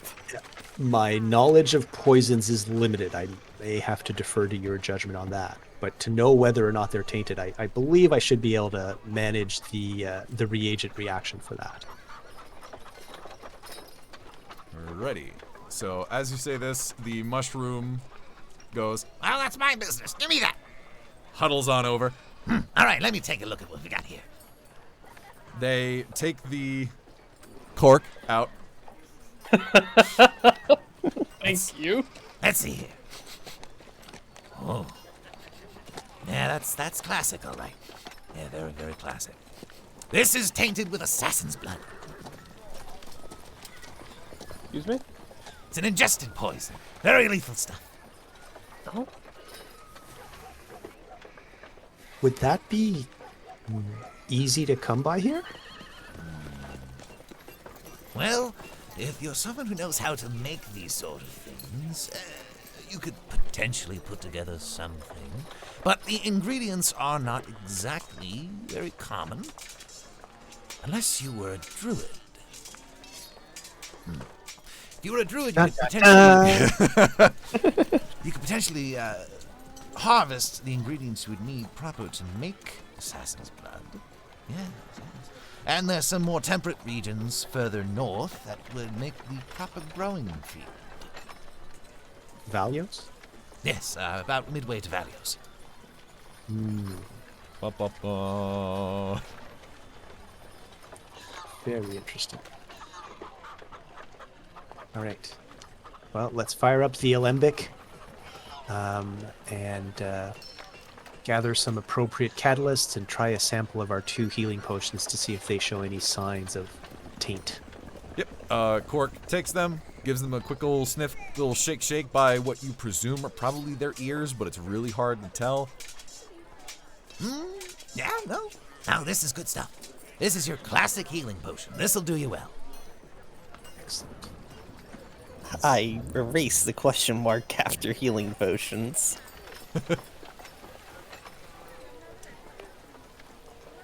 Is there anything else we can do for you? Do they have rope on Gus's side? Absolutely. I buy a rope. All right, you buy a rope. How about a, what kind of size rope you looking? 10 feet should be about how long I need for most rooms. All right. Yeah, he's definitely got one. In fact, it's out on the shelves. Okay.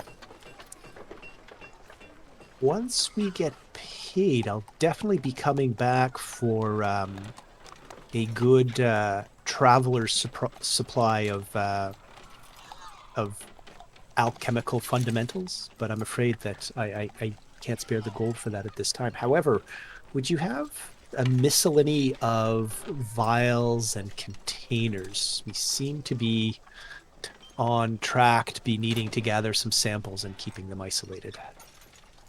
Cork reaches on down and pulls out 3 of different various sizes. One's a pretty small,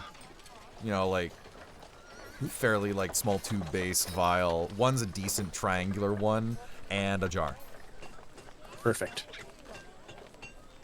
I'll pay for them. Oh, thank you. All right. Might as well. I'm already buying the rope, so. And then finally, and you don't have to pay for this as well,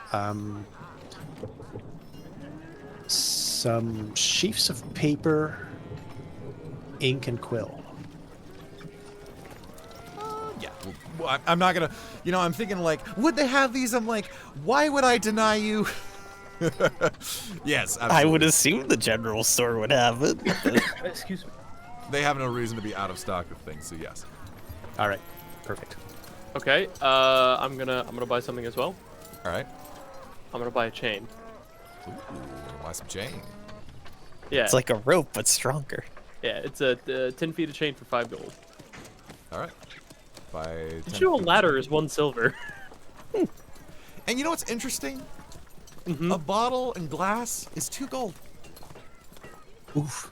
Yeah. Well, they do have to make them. Yeah. Yeah, and yeah. For the 3 of them, it's 2 gold. Alright. So if you want to buy just the one, I'd say it's No, that's a fine. third of that. I'm not even breaking out of my log gold yet. It's long, it's long. It's bad, bad, it's good. It rolls downstairs, a loner in And there. how much was the rope? So rope is.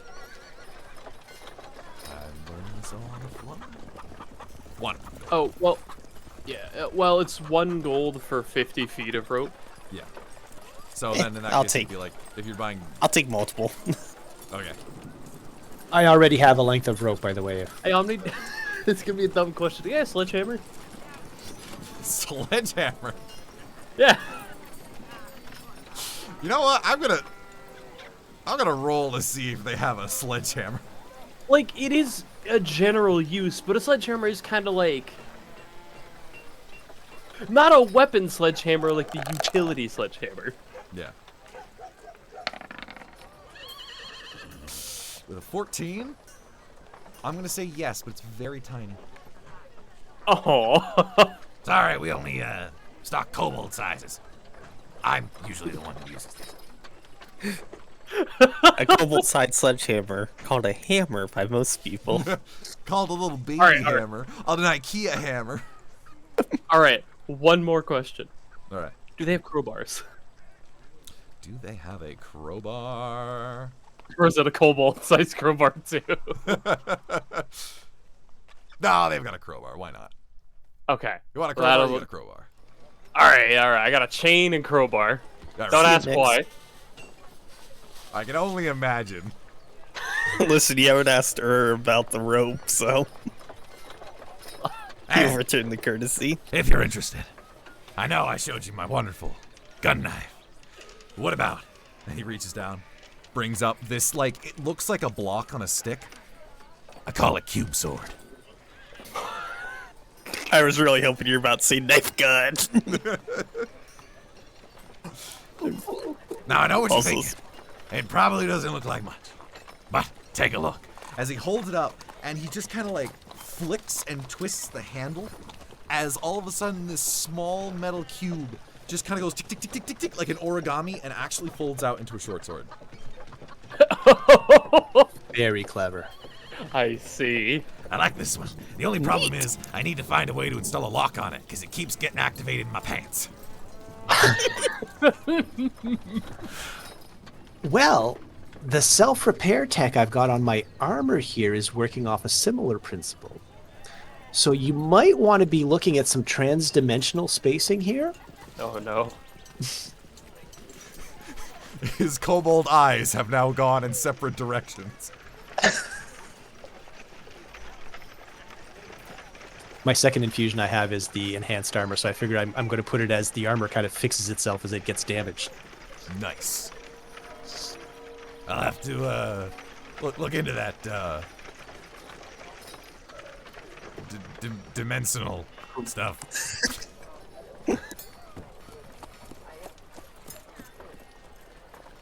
I've got to go back to watching Star Trek to get more tech doublespeak. He clearly does not recognize what you're saying, but he likes your enthusiasm. Oh god, now I need to make a character who's just like, they have no idea what they're saying, they're just a savant at what they do. That would be Gus Who's He What's It Tinkerspark. and hit- So you take the Who's He What's It and smack it with the spark hammer. Of course. It's just a hot hammer. Look, he was smart enough to make the cube sword. He This is was. true. I'm impressed. He's the savant. And the gun knife. Yeah. Well, He He duct used- taped a knife to a gun. He used fine rope. oh god. All right. Anything else you want to do at the general store? I think No, that's I it. think we're good. Alrighty. Well, Decent.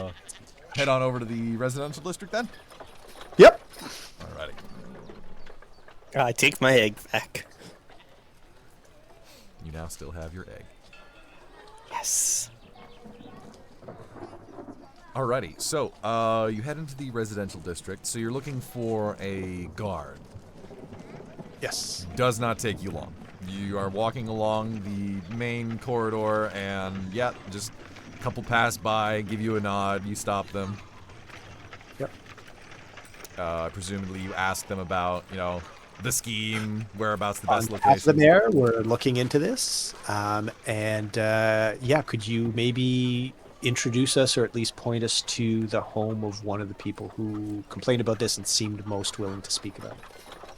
All right, they tell you the series of streets over to head to an individual's home named, insert name here, let's call them Luke.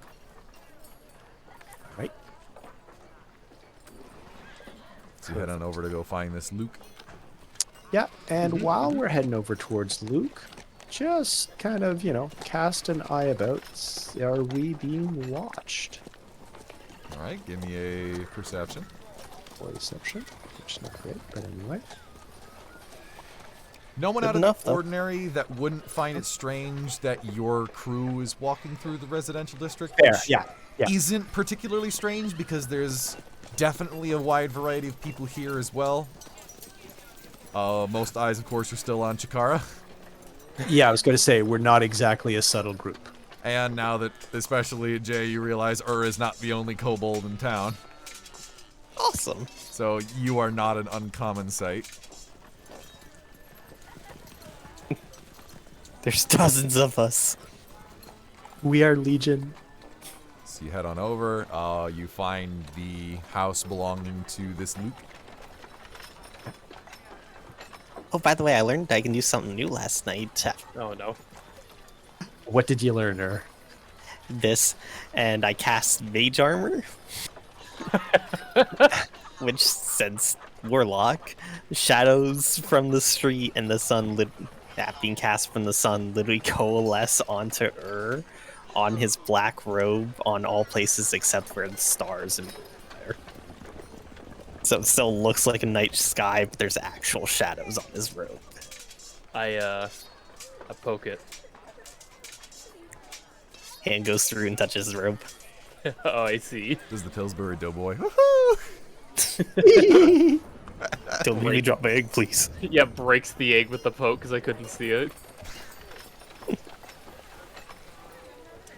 I imagine just like 1 inch more, and that's kind of how I'm harder to hit now because they're not sure where robe begins and ends.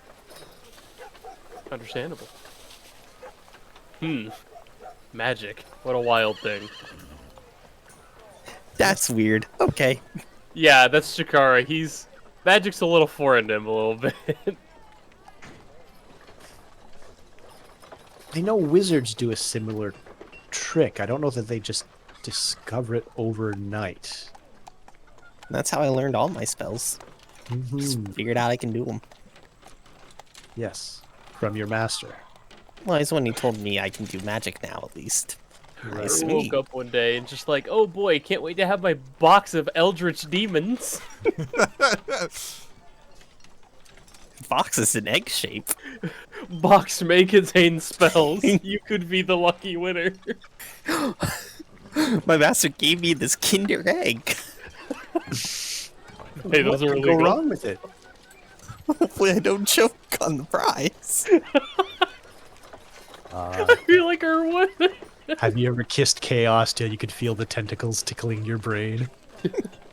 This ain't one of those. So I knocked on Luke's door. Knock on Luke's door. All right.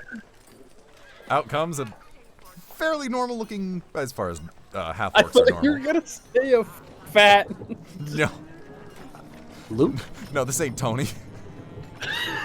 I hope we see him one day. One day. Open up. Pretty standard half orc man. Can I help you? Luke? That's me.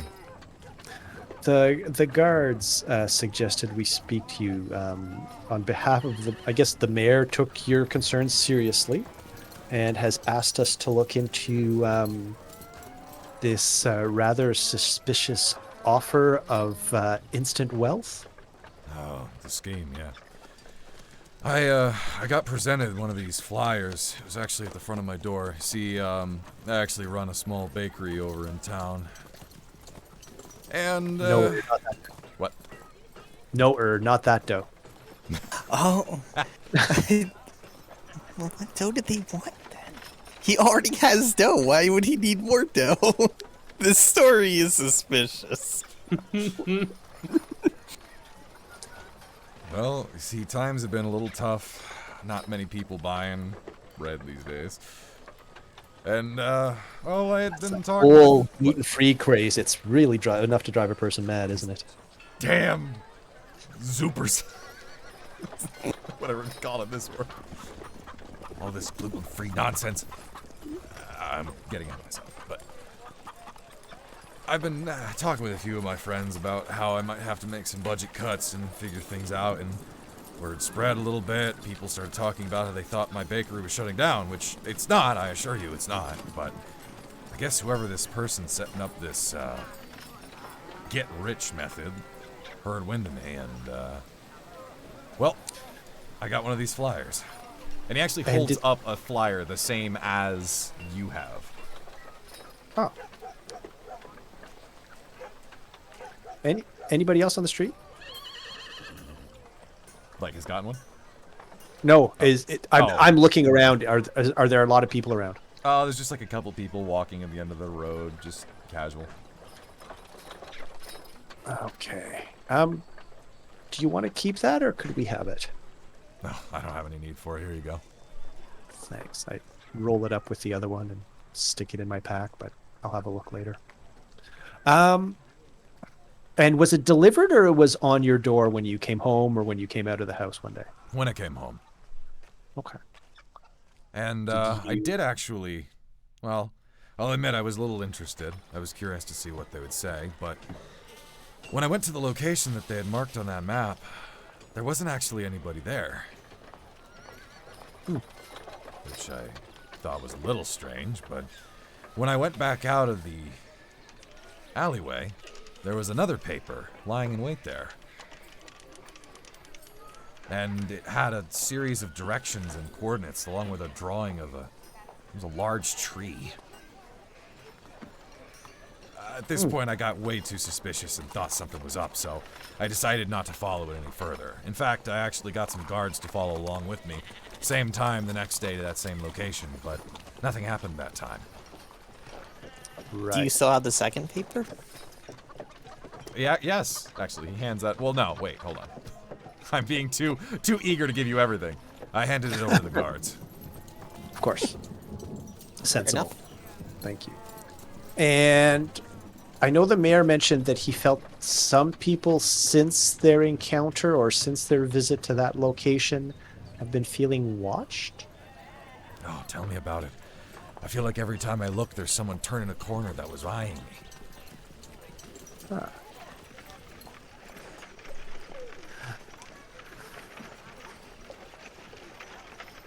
Is there, And that's still going on now? It hasn't happened quite as much. I think they caught on to the fact that I've been talking to the guards about it. Haven't Right. really bothered me in a while. Okay. All right. Thank you. If there's anything else I can do for you, let me know. I don't think so, but if you recall anything or if anything else happens that worries you, you can leave a message for us at the Adventurers Guild. Appreciate it. I'll do my best to let you know if anything comes of it. Gives you a nod. All right. So, you have the paper that he had. Yeah. Do you take a look at it? Yeah, I compare it to ours. It is different. The location it's specifying to meet up is actually in a different spot than the more recent one. They probably had someone waiting there where they couldn't see, and once they saw the guards were there, they figured their trap got blown, so they moved locations. Yep. And probably the directions to the tree got changed too, since the guard checked out that one. So it'll have to be... Oh, I think we need one of us to be the volunteer here. We need bait. Yep. I'm in. All right. Oof, the challenge will be for the rest of us to be a little bit hidden, though. Well, that can be done. I raised my hood, and I have it so the shadows blot out all the stars. Very cool.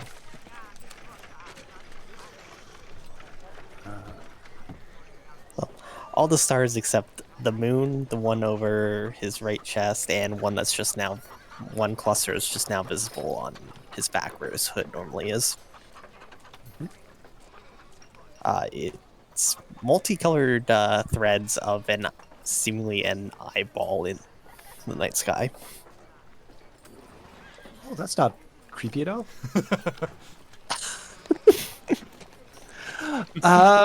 Okay. So we want to make sure that our version is the most recent one. Shakara's gonna go be our patsy, our bait. Mm-hmm. Hopefully, when he leaves the place or in the place, he'll get directions to another place.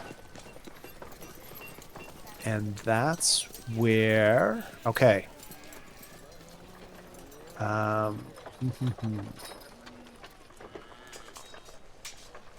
We... Oh! shoot. I don't suppose you're a decent pickpocket.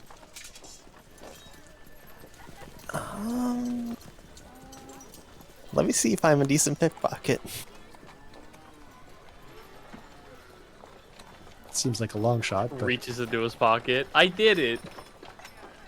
I picked this one. thank you for answering my question. Not something I was raised to do, but Yeah.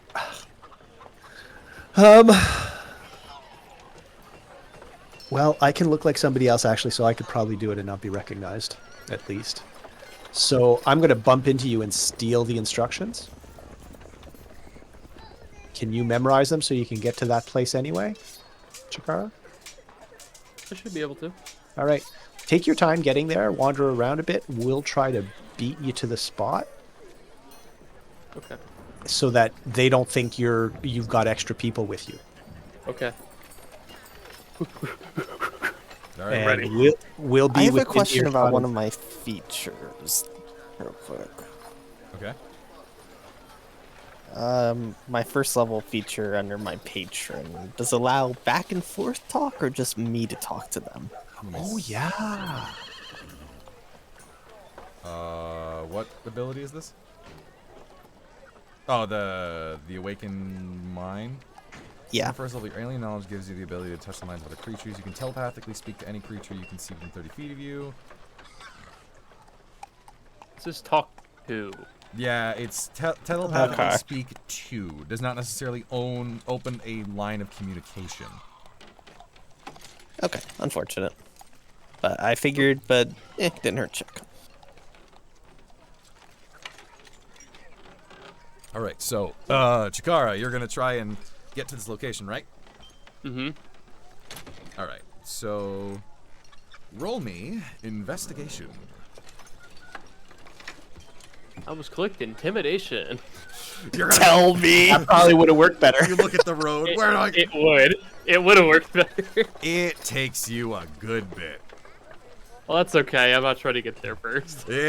Yeah, when they said wander, I don't think they anticipated quite how long you were gonna be wandering. Alright, Chikara, you wander. Got it, bye. And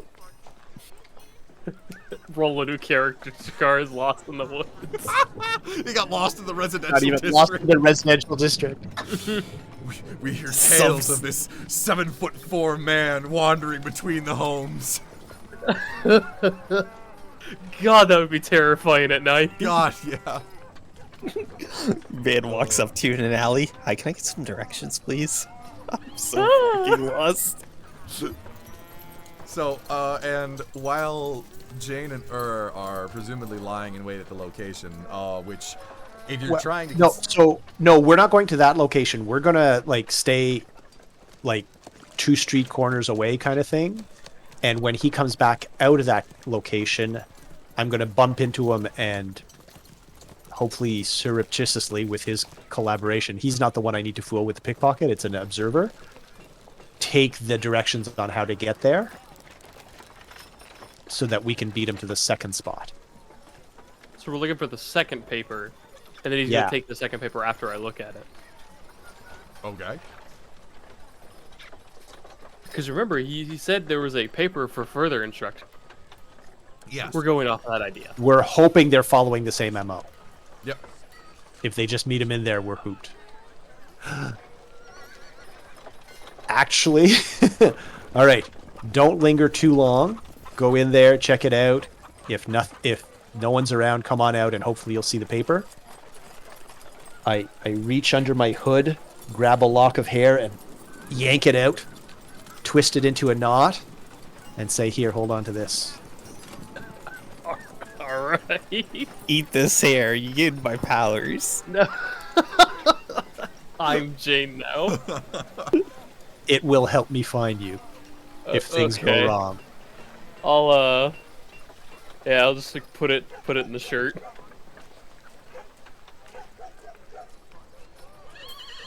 Oh boy. And then eventually when we're in a restaurant, you can put it in someone's soup. Oh boy. And get free soup. All right, so you're waiting two street corners down. Yeah. So are you trying to stay like innocuous? Yes. Okay. I'm wondering if that would be more stealth or more like performance. Well, it could also be deception as well. Depends on what angle you're going for. Yeah, what angle we're going, eh? I'm going to go with stealth because that's probably what I'm better at. All right. So yeah, I'm trying to be not Omni, too remember, noticeable. You could mess As with that opposed to- one rule where it's you use a skill you're proficient in, but use a different stat. Yeah, I'm not proficient in stealth is the thing. Oh, I see. So I'm just counting on my dex. I see. I'm proficient in persuasion, but I am there for a reason, so. Yeah, either I guess performance for me. Yeah, probably, yeah. Okay. So we're actually a little bit apart. I'm trying to be unobtrusive. You're looking the part of a kobold around the residential district, but on a, on an errand. With a giant egg. Yes. Looking for the world's biggest omelet pan. Wow. That's good shit. All right, yeah. So, Jane, you stay out of sight, maybe behind like a good old street lamp. You're just kind of chilling out. Yep. Is like shooting the shit with someone who presumably is like an old friend, but it's not, but he's doing a really good job of making it seem like he is there having the best day of his life. And old Granny asks, "Is that an egg? Is it yours?" And we're just having a nice conversation. But you're doing a fantastic job of both having a conversation and using your good old kobold watch the den sights. Alright. And so then we... Stabs her. Sorry for stabbing. Then we have Chikara. Meander in the streets. So, eventually you come across more than certainly the alleyway that was on the map. Mm-hmm. It's a one-way alley, it leads back. There's a door to the side that leads to like an old supply shack that someone has. There's some barrels over to the left. And just an empty wall at the end. This is just where it ends? The directions? Yep, it just ends meeting at this alley. Okay. I guess I'll walk into the alley. Walk to the end to the other wall. Yep. Walk on in, walk to the wall, and you're just standing there for a bit. You're looking I'll just around. wait around for a second. Yeah. Yeah, I'll give a just general look around, see if I see anything. Yep. Somebody. If we do notice somebody leave something, although we're probably a little far for that, but if we do, let us know. Yep. Would you like me to? There's a decent amount of people walking around, which is actually rather interesting. It's right around like midday at this point, closer to noon, maybe even 1. There's a lot of people kind of walking between homes. So you're kind of like watching each person as they go past, seeing if anyone in particular also looks like they're watching for people. Yep. So with Chikara, did you walk in from the opposite direction of Jane and or from their direction? I walked from their direction. I believe they've been tailing me for the most part. Okay. Yeah. So, you stand in the alleyway for a bit more, and to be honest, nothing really happens. Okay. It's kind of odd. It's like, you don't know why they even said to come here, because it doesn't really even seem like anything's going on in this alley. This is a boring alley. Boring-ass alley. Want a new paper. All right. If I start feeling like he's been gone long enough, in his head he will hear, "It's been long enough. I think you should come back out now."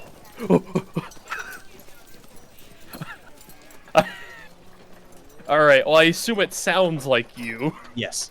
Okay, so I'll be a little freaked out that you just spoke to me in my head, but I'll come out. All right. As you come out, kind of spooked, you accidentally bump in to this guy who's walking past. Mm-hmm. He didn't even see you coming out of the alleyway. Oh, sorry. Didn't see you there. I didn't think a lot of people would be coming out of an alley. It's fine. I believe you were the one who got affected by that, not me. Sorry about that, man. Have a good day. He walks past beyond. Jane, or you did see that guy kind of walking down, kind of aligned to that side of the street. Lighter, sort of blondish hair. Did I see him bump into Chikara? You did. You saw that whole exchange. Did it look suspicious? This guy turned a corner and then just kind of was like walking aligned to the street. Okay. Like, it kind of not really came out of nowhere, but it was rather sudden. Okay. So anyways, Chikari just kind of like, oh shit, alright. Kind of wipe yourself off, and there is a paper by your feet. Well, that's what I was thinking. Ooh. Well, pick up the paper. It is an illustration of a much like wider tree on a straight road. And Okay. it has written above it, "Come see us here." Okay. Now, can I tell where this leads pretty easily? Not. Or is it kind of ambiguous? You gotta kind of match it. You gotta kind of match it. Oh. It definitely looks like an effort was made to show that this is like an outer road. Mm-hmm. A sort of dirt road, and there's like a mountain in the back.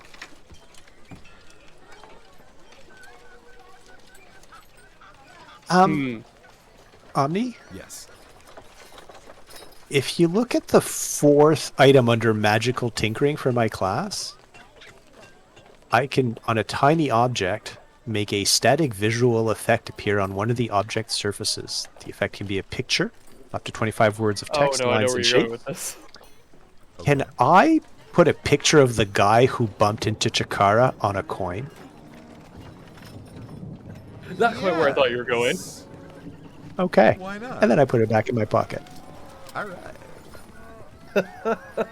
Photo ID, photo ID.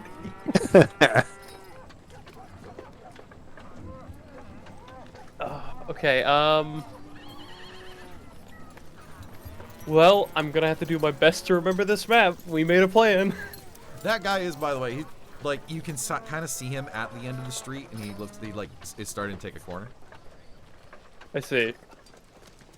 I am not going to follow him. All right. Keep following the map. We'll bump into you a little while later.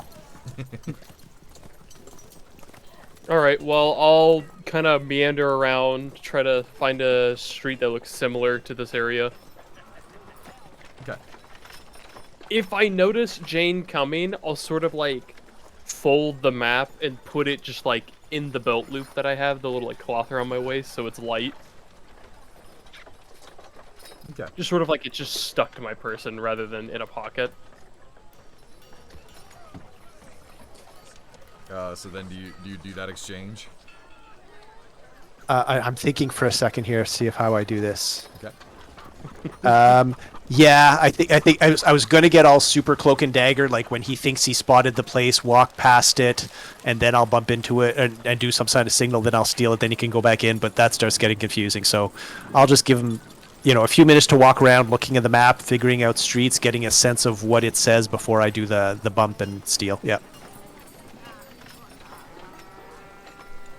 Upon closer inspection to the map, Mm-hmm. you do notice, kind of in the left side of the map, is what appears to be like a wall. Mm-hmm. And whatever this road is presumably further out from that wall. Okay. There's even, whoever drew this is really bad at this. There's like kind of tiny triangles behind that wall. Mm-hmm. I think I think that's the city wall with a forest on the other side. That's what Chikara's taken. That might be a very accurate depiction. It's triangles on a map. It's that or mountains. Yeah. In fact, We- let me we actually. Chikara's played Dungeons and Dragons enough. He knows. Yeah. do. Oh god, that's not the right page I was looking for. Let me actually do a quick little doodle here. Let me do an impromptu doodle right in the middle of this goddamn street. There's just giant things appear.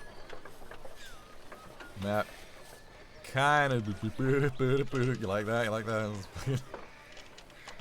It's like a road. There's like a mountain in the back. And then you've got like this wall over here. Triangles there. Looks like that. Oh, so it's probably a tree on the outside of town. Or in town. Not sure yet.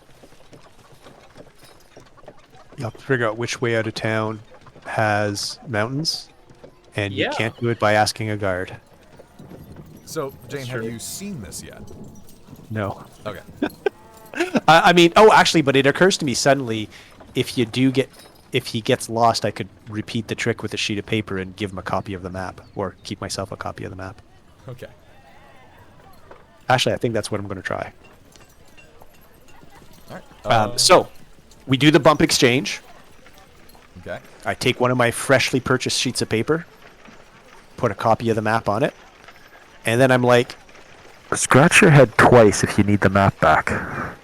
I scratched my head twice. All right. After a block or two, I'll bump into him again and give it back to him. The old bait and switch. And then I will go look for a guard and say, do you have any idea where this is telling me where to go? Okay. Then you find a guard, and the guard actually looks at that and goes, "Oh, no, actually, that's the mountain. I think this is west of town." Okay, thank you. Yeah, there's a really it's kind of a cool tree. It's like really really wide. Yeah, this is probably Okay. where that is. Excellent. And there's a wall nearby? Makeout slot. Yeah, that kind of looks like that's supposed to be the city wall. Ah, okay. Gotcha. Thank you, sir.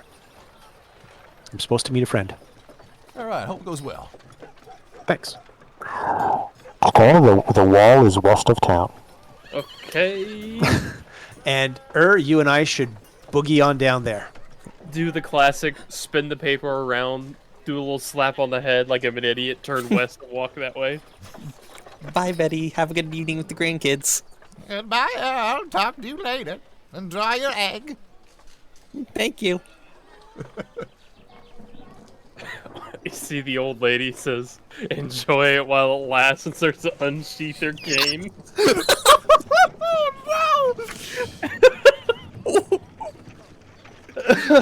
If I had the Archfey patron and that was just my patron who came to chat for a bit, that would have been hilarious.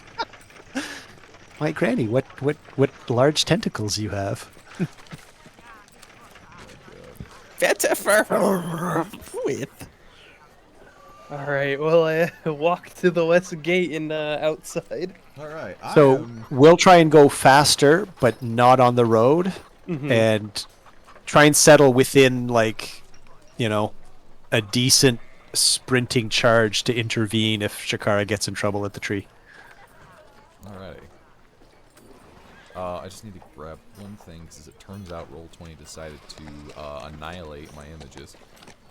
Not really sure why it decided to do that, but it did.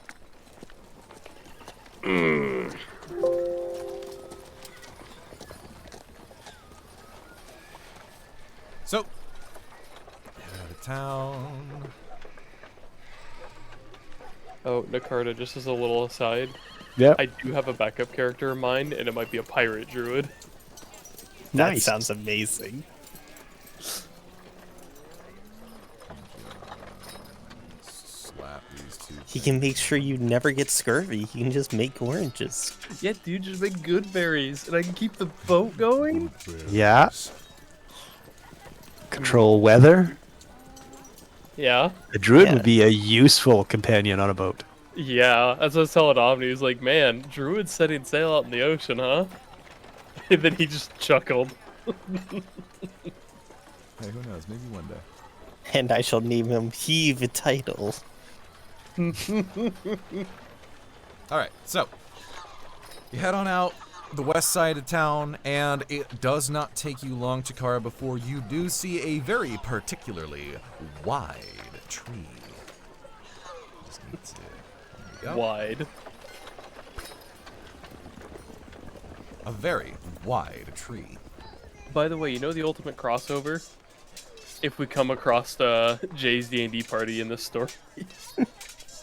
Oh my god, that'd be wild. Just see a tall, like, in the distance, you see a tall Goliath with hand axes walk around the corner. That's it. That's all you saw. Walks up to you. Have you guys seen any apples? No, not those. Those are lemons. I'm glad you remembered a card. The best nat one I could have ever got. So yeah, I think Omni, for a sense of perspective. You show up from and the I- right side, by the way, Chikara. Okay, so we're gonna try and camp out around here, maybe even here behind that bush to spy on our buddy. Okay. Yeah, that's a good idea, Jay. Walking my way downtown. Walk on down until you... Actually, I'd be more in the center of the path. Yep. That's right. You're not afraid. You've got nothing to hide. You're just a guy looking to get rich quick. I mean, he's interested if it's real. I mean, he's sure it's not, but, you know. On the odd chance. As Yeah, you yeah. get to the tree, Mhm. you hear from behind the tree... Psst, buddy. Yeah. You wanna buy a duck?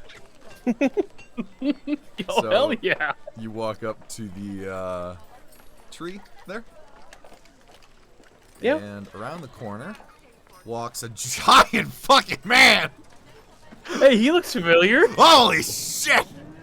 You looking to protect yourself or deal some damage? Now he's become wide.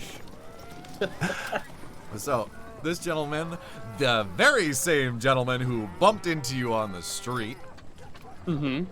comes around. See, I knew you were a clever guy. Mm-hmm. So, looking to make some extra cash?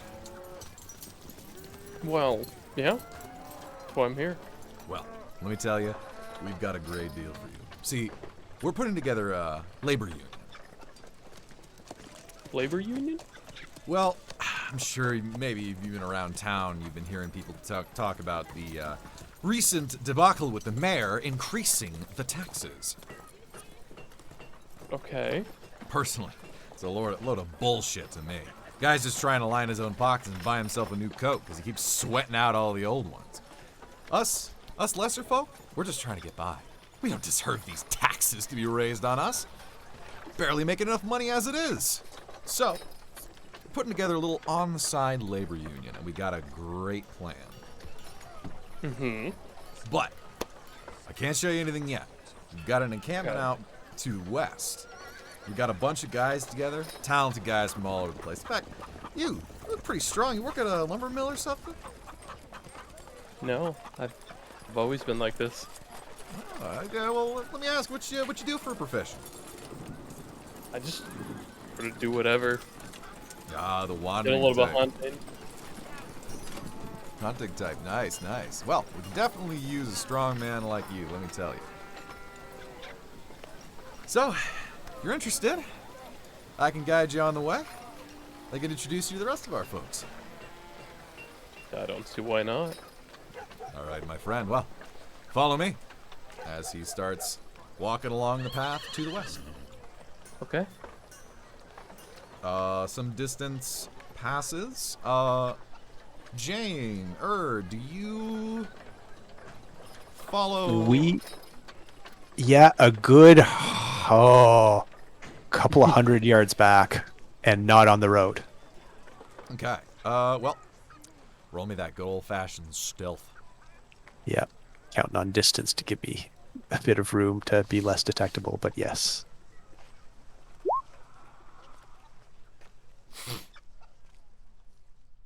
Yeah, that's Yeah, it's easy for you. You're small. I am Hi. literally just in foliage, not even trying.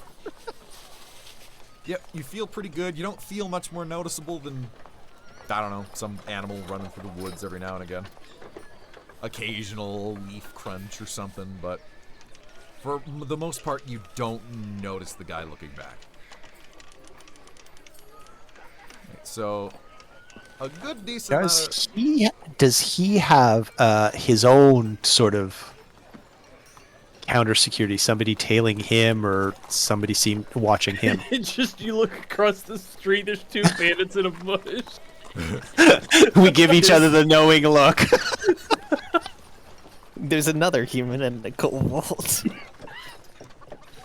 We hold up one hand, they hold up one hand, we do the mirroring. Alright.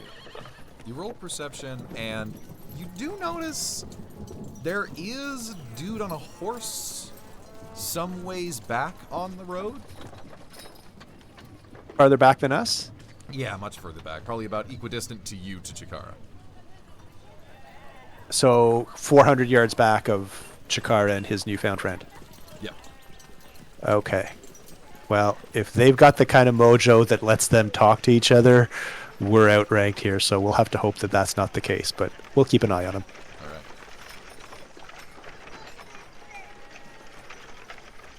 Alright. Some time passes, and you do notice, Chikara, you notice the guy leading you. He's looking back, and he is looking at the dude on the horse. Mm-hmm. And he looks kind of like he's squinting, like with a frown, like, Do you happen to have any friends with you? I don't think so. No idea who that guy is? Who? Guy on the horse back there.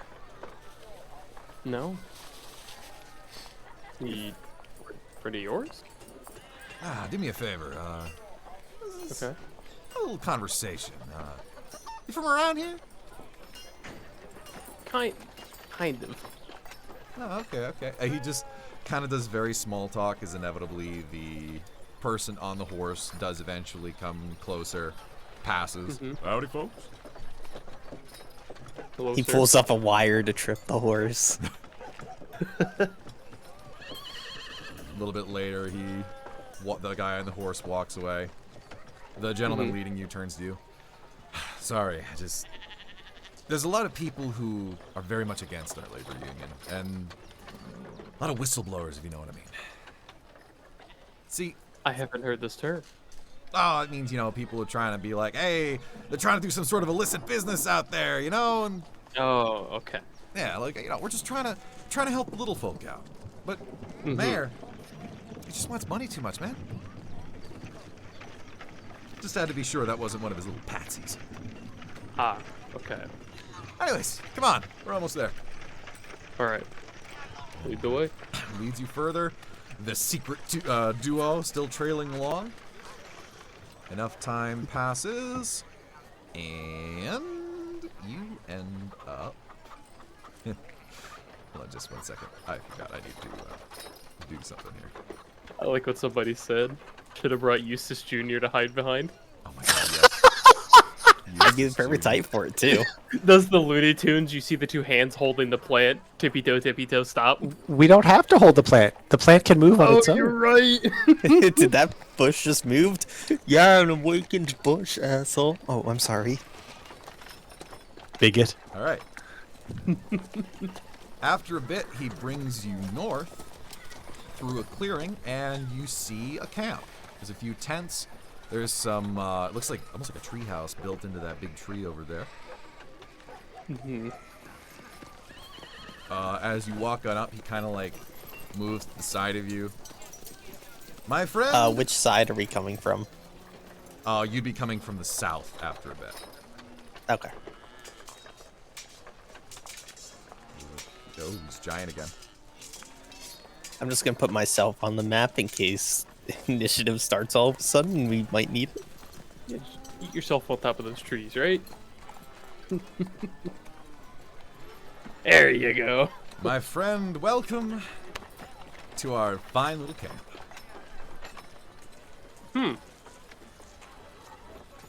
Got some camp. great gents here, some great opportunities. How about I introduce you? Come on. Okay. Yeah. And kind of just, he trails back to your back corner a bit as you walk on forward. Yeah. All right. I'm going in. Go ahead. All right, as you do, just some really fucking tall. Wow, look at how wide they are.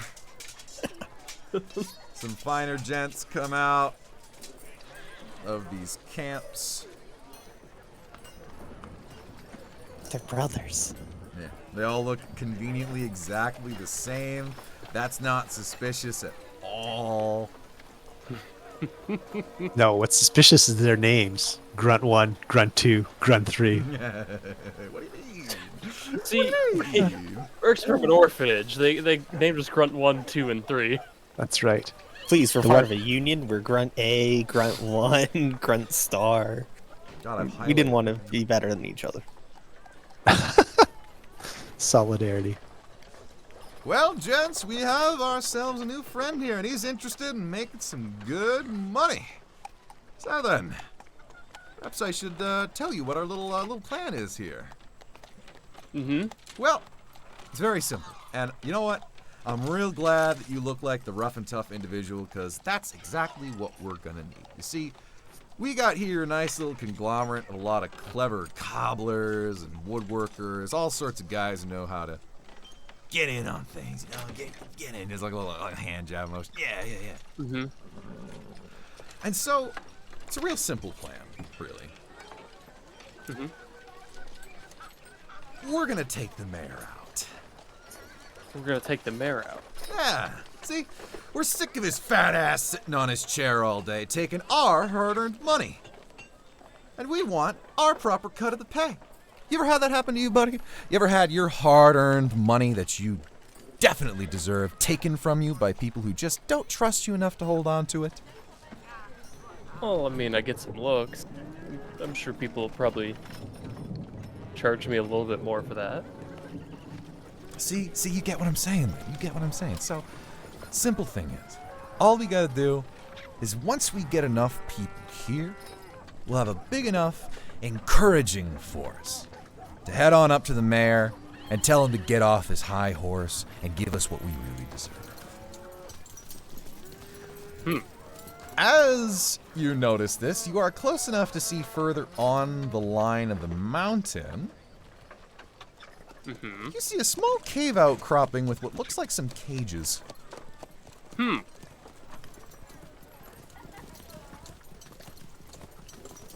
Can we see that from back here? That is...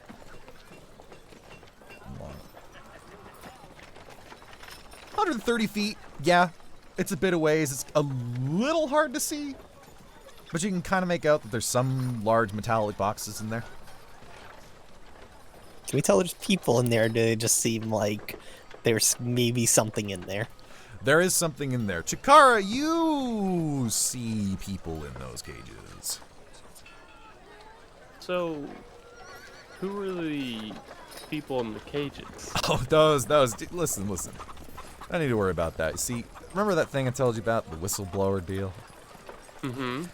Well, there's a lot of people out there that just, they're too much of a patsy to society. And, the mayor, they're just in his pockets. And sometimes these people show up and like to try to put their foot in our business and shut us down. Well, we can't have those people running around trying to shut down our honest business now, can we, boys? As a bunch of them just kind of go, yeah, ah. So, it's real simple, my friend. Mm-hmm. We just need your undevoted promise to work with us? I speak magically into Jane's mind. Let me know when you want me to shoot them. I extend my left arm out for him for a handshake. All right. And before he does, he's just like, now I know you're a clever man. And I know you wouldn't do anything stupid. So you know what? Join us, and you won't regret it. And as soon as he says this, you suddenly remember something. A distant memory in your mind. And I'm not going to bother bringing you to whispers for this. Okay. Because this is just in your mind, and this is fine. You suddenly remember something. Another place, another time. This group of armed men standing at your back. In front of you, these individuals held in chains. One of which you think you know. You have to know. Their face, it's your friend. You remember him now. You remember these group of men, they had taken him. They had brought him to this location. And they looked to you. These men looked to you and they said, it's simple. Denounce your God. Denounce your God. Join us. And you won't regret it. You won't regret it like your friend did here. As your friend, desperately trying to flail, yell to you to not take the deal. As a man walks over and kicks him straight in the jaw. Oh. And as you look back, you look at this man. And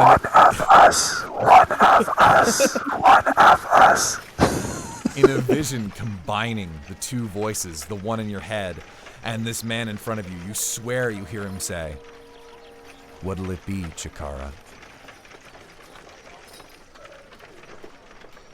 I still have my hand out, kind of like fingers are twitching a little bit, still like in the handshake. All right. He goes, "You have resolve."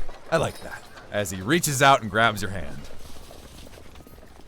And the moment he grabs my hand, I pull him in and swing at his jaw. I turn to I guess that would be now.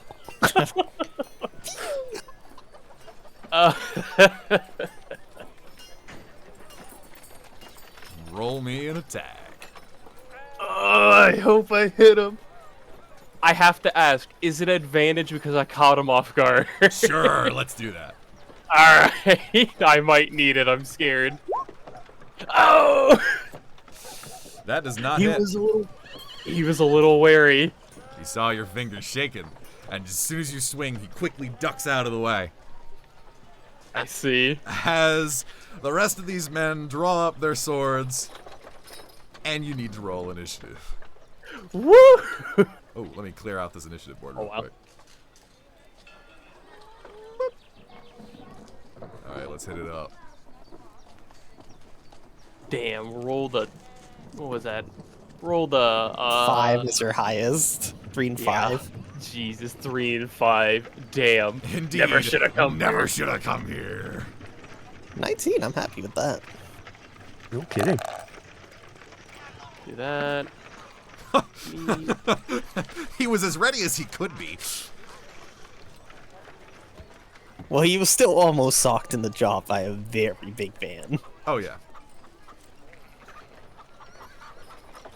And I was thrown off balance by my miss.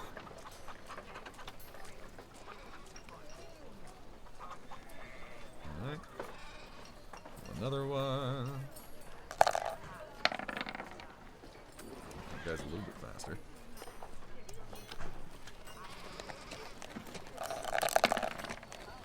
Again, I forgot to roll these ahead of time. That's fine. One of these days I'll remember to do that.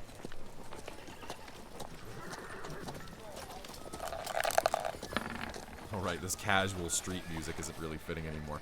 Boy, these boys are rolling poor. Well, a man... As long as they don't waste all the bad rolls on initiative. Ooh.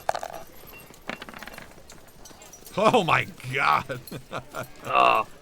See, also, on the other hand, I was thinking about grappling him. There. Oh, give him a hug. Sending. All right, let me change this music to some good old skirmish. What time would you say in the day we were at? It's closer to Like what, 3? Yeah, 3 to 4. Okay, still sunlight problem. Yeah. Alrighty. First on the turn order is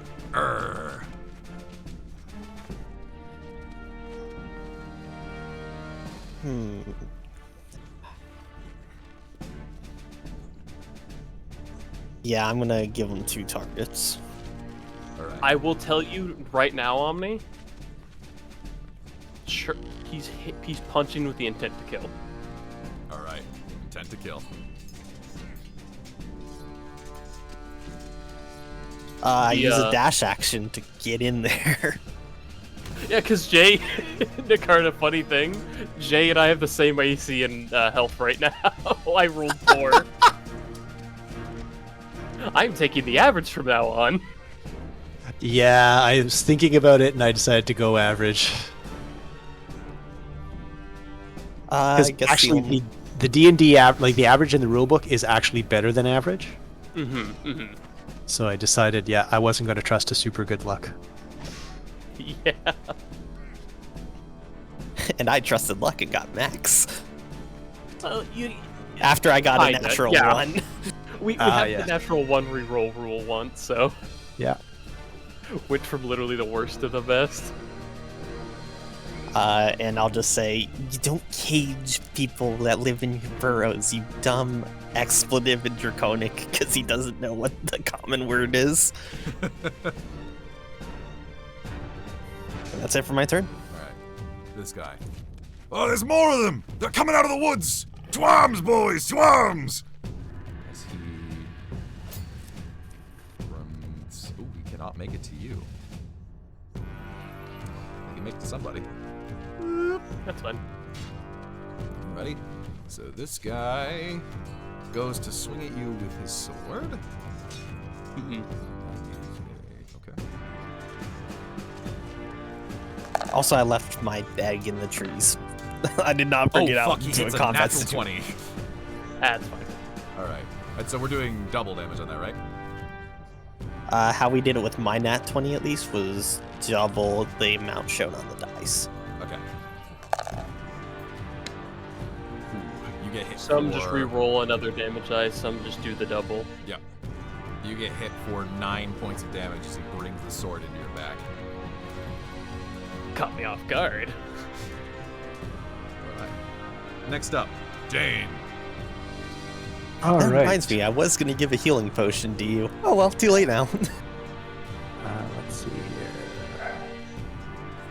Yep, so we will... Coming out of the woods. You men to the left, flank him around that side. Nice. Pointing to over here. But I will move up 1, 2, 3, 4, 5, 6.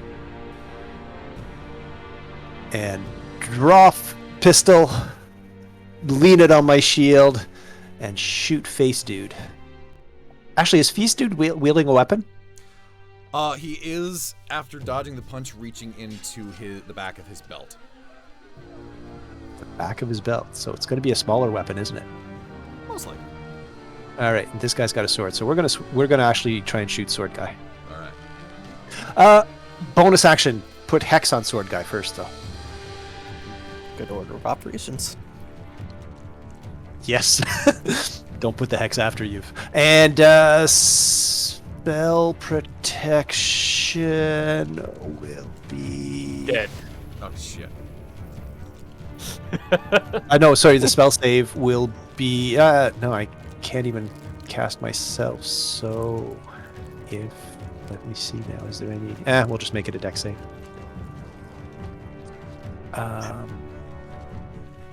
Yeah, I've got to figure out what your spells are to see what kind of saves you prefer I gave him. Yeah, I can't say anything yet. No, I know. We'll have But to have that chat.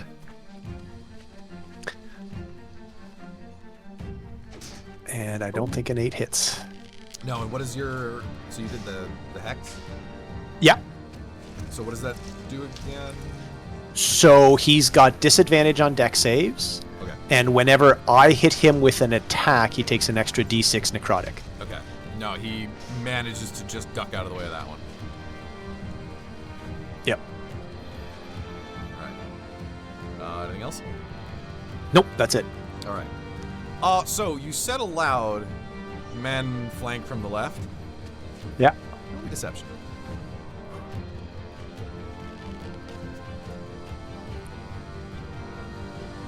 Pretty good. Ooh. So, Archer Boy gets down to a lower level. He ducks to cover, so that way his cover is actually facing out that way, behind a fencing on the platform. Mm-hmm. But he does turn, and he's about to shoot at you, Bring it on. All right, here we go.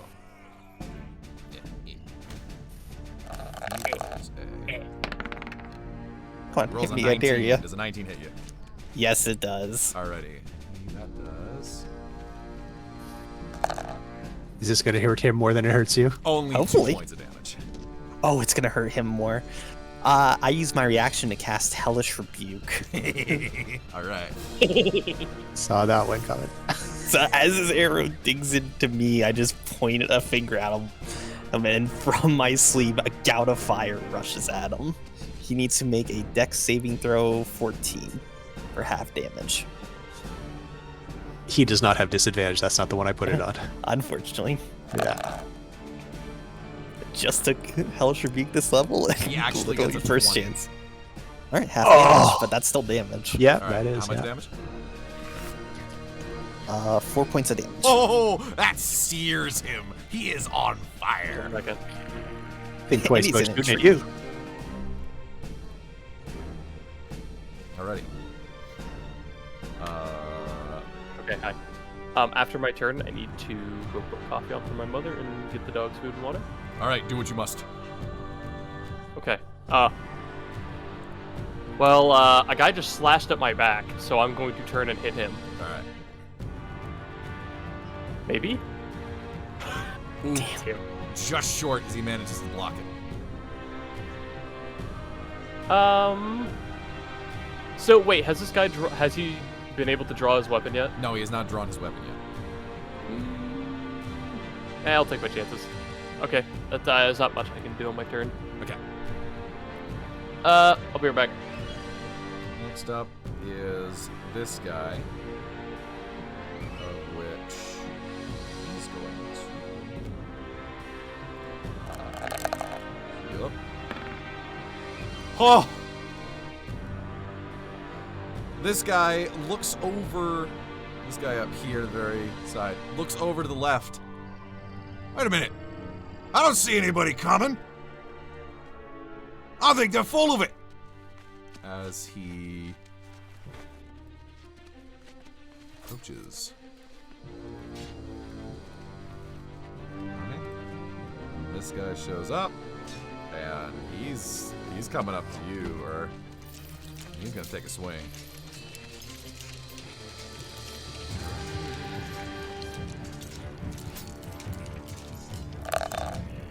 Yup. Jesus Christ. He rolled a crit. Alright, hit me. Alright. And Like I said, wasted all those bad rolls on initiative. yeah. Oh, he hits you for 11 points of damage as he brings a sword right down onto you. Okay.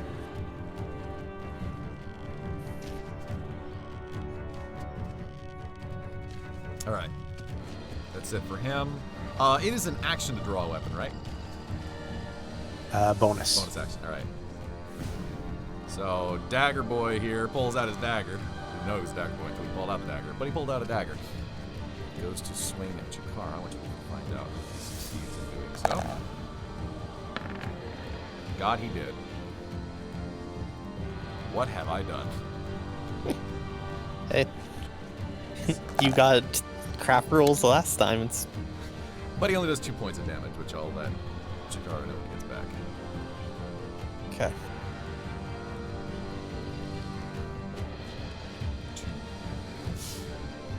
Alright, your turn. So unfortunately for my plan, I still need an action, so I am just going to move out of range for him. Okay. So you disengage? I do not disengage, Oh, but you not? Okay, risk the attack, yeah. Oh, yep, I'm risking it. and he'll go He for it. wants to take it. Oh my fucking god. Did he hit crit again? Yeah, he did. This, oh my. I might be down. Yeah, maybe.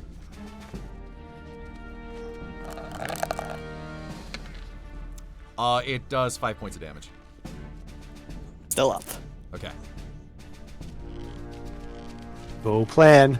All right. Anything else you want to do? Oh yeah, I want to cast my second spell. Okay. From the blackness of my cloak this time, and from the darkness that the shadows are providing, tendrils of dark energy erupt from me as I cast Arms of Hadar. Yeah. Every creature in the area must make a strength saving throw. Okay. Yeah, unfortunately, I thought it was Dex. Yep. That's okay. That might be in your We- favor. Let's see what they make. What's the AoE on that? I have to worry about it? it. 10 feet. So Oh, okay. they Oh, cannot neither. take reactions until their next turn, and they take 2d6 necrotic. All right, roll damage. 6 points, alright. That's literally about halfway what you would hope, but 2d6? Yeah, it's one shy of average. yeah, it's 10-foot radius from myself, hitting literally everything. And you're gonna do the 6 for both of them. I don't know if it does. It's up to you how you want. It's up to you then. If you want that to be 6 for both of them, or you want to try to roll higher. Well, I'll always take the chance. I'm back. All right. You took 2 more points of damage. Okay.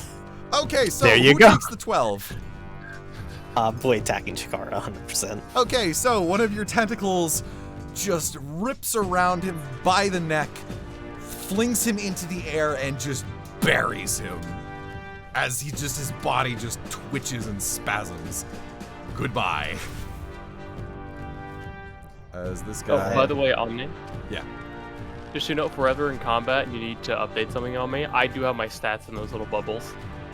Oh, so My you health, do. armor, and yeah, I always do that. Right, and I move kind of protectively next to Chikara. All right. Fine. Jane. This two... Oh, by the way, I took another crit. I took 2 crits. Yeah, these boys are doing good. Uh, See, I am bleeding heavily.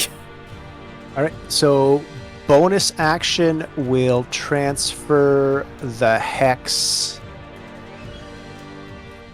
to this guy. Okay.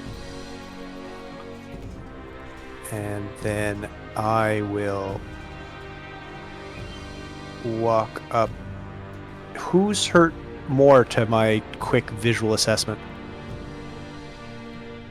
Hold on 1 second. Me.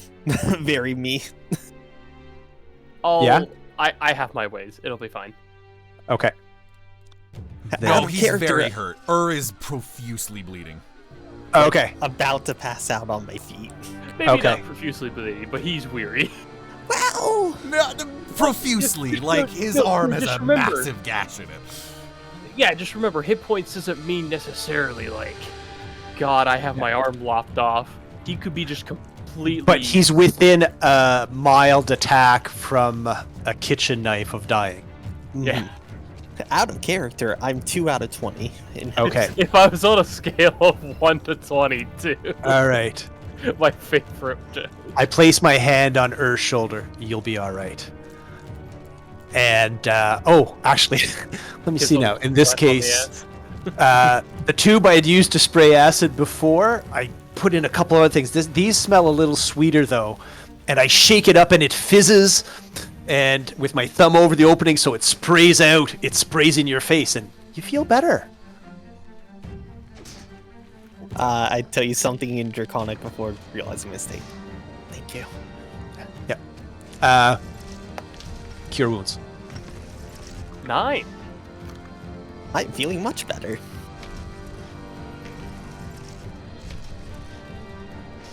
Alrighty. Anything else you want to do? I used my bonus action. I used my movement. I used a action to cast a spell. I'm all done. All right. Archer Boy is going to take a shot at you, Jane. Here we go. Let's see what he does. 7. Not even close. I contemptuously bat his arrow away with my shield. All right. Takara. Hi. Now I punched the guy who was drawing a dagger. I assume who stabbed me? Yes. Okay. Come on, baby. Kara needs a hit. That is a hit. Okay. Let me ask you real quick. Okay. How do you want to make him pay for his mistakes? I would have punched his jaw clean off. Okay, well, you do just that. Maybe now Mr. Silvertongue will learn his lesson because you lop his jaw clean off as he just falls back flat on his back. Oh. Tore his on. jaw off with a punch. Yeah. Now And again, I'm the I front mutter. line. Imagine what you could do with a weapon.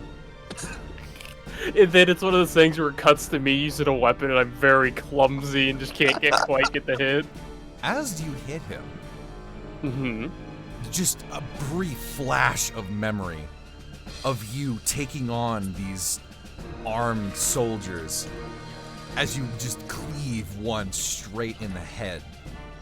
Oh. Strangely, in your memory, though, your hand was almost like glowing greenish Fascinating. as the memory quickly fades and you look down at the corpse beneath your feet. Hell yeah. All right. Hold on. Indeed. I have one more thing. Is there anything else you want to kill? I gotta want to do it, but I don't know if I will yet. So that's a D10. Okay, so I'm gonna use second wind. Nice. D10 plus 2. Since my fighting level. Did I heal for 7? Second wind, baby, second wind. Love the second. I believe Love that's. the second. Get the home run, second win. Okay, so these guys are.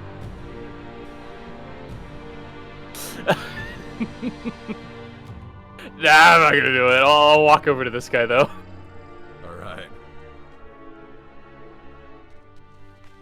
That's it. Okay. Well, that guy's gonna hit you. He's Oh, that's like, fine. Oh shit! Did you see what he just did to the boss? I'd be more concerned about the tentacles, personally. A sentence has been said many doesn't make times, it. especially in Japan. He rolls a 8. He's like flailing his sword, like, get away! Alright, and then this guy is going to come up to Yeah, do it. You won't. He's gonna try. You only crit me twice. What are the odds? Well, he's definitely not gonna do it a third time, because I'm pretty sure a 6 doesn't hit you. Aha, I've downloaded him. How far is a climb? Is that? That's only like maybe 5 feet. It's just 5. 5 feet of movement. Okay. So is it like here and then here? Yeah. Okay. All right, you're up.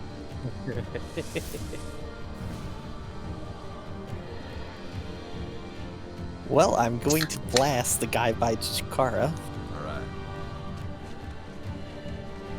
Understand. Nope, I do not see a roll. All I see is J.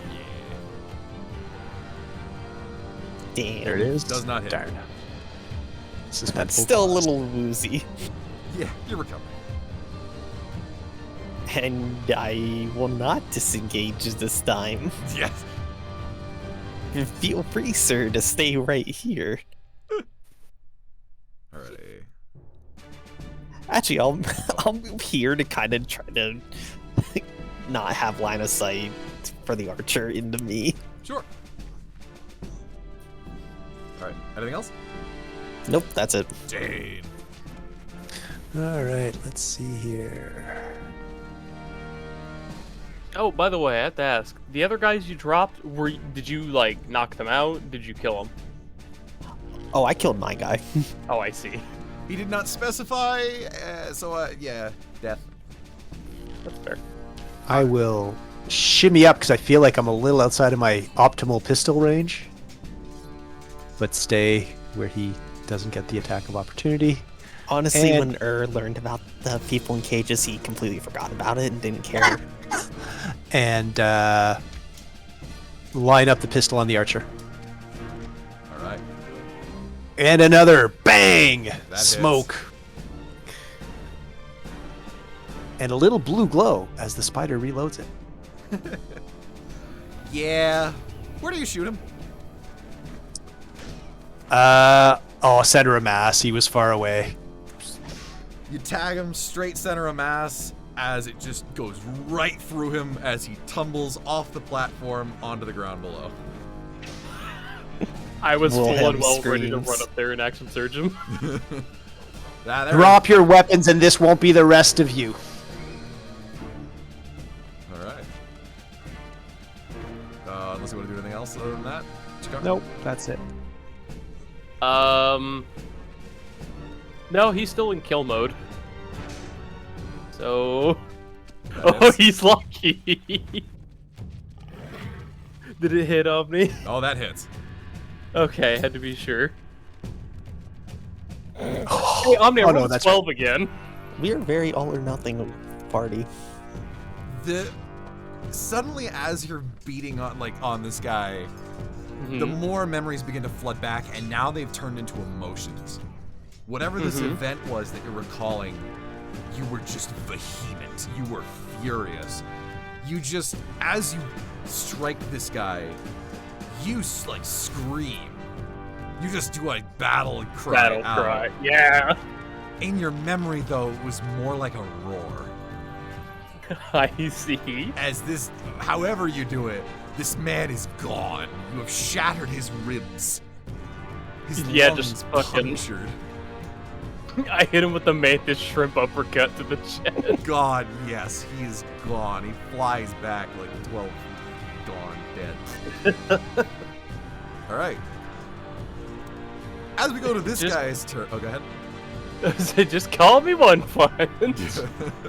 Oh, I'll just walk up straight to this guy Yeah. and just stare him down. This guy drops his scimitar, gets down on his knees, hands in the air, and just goes, I give up.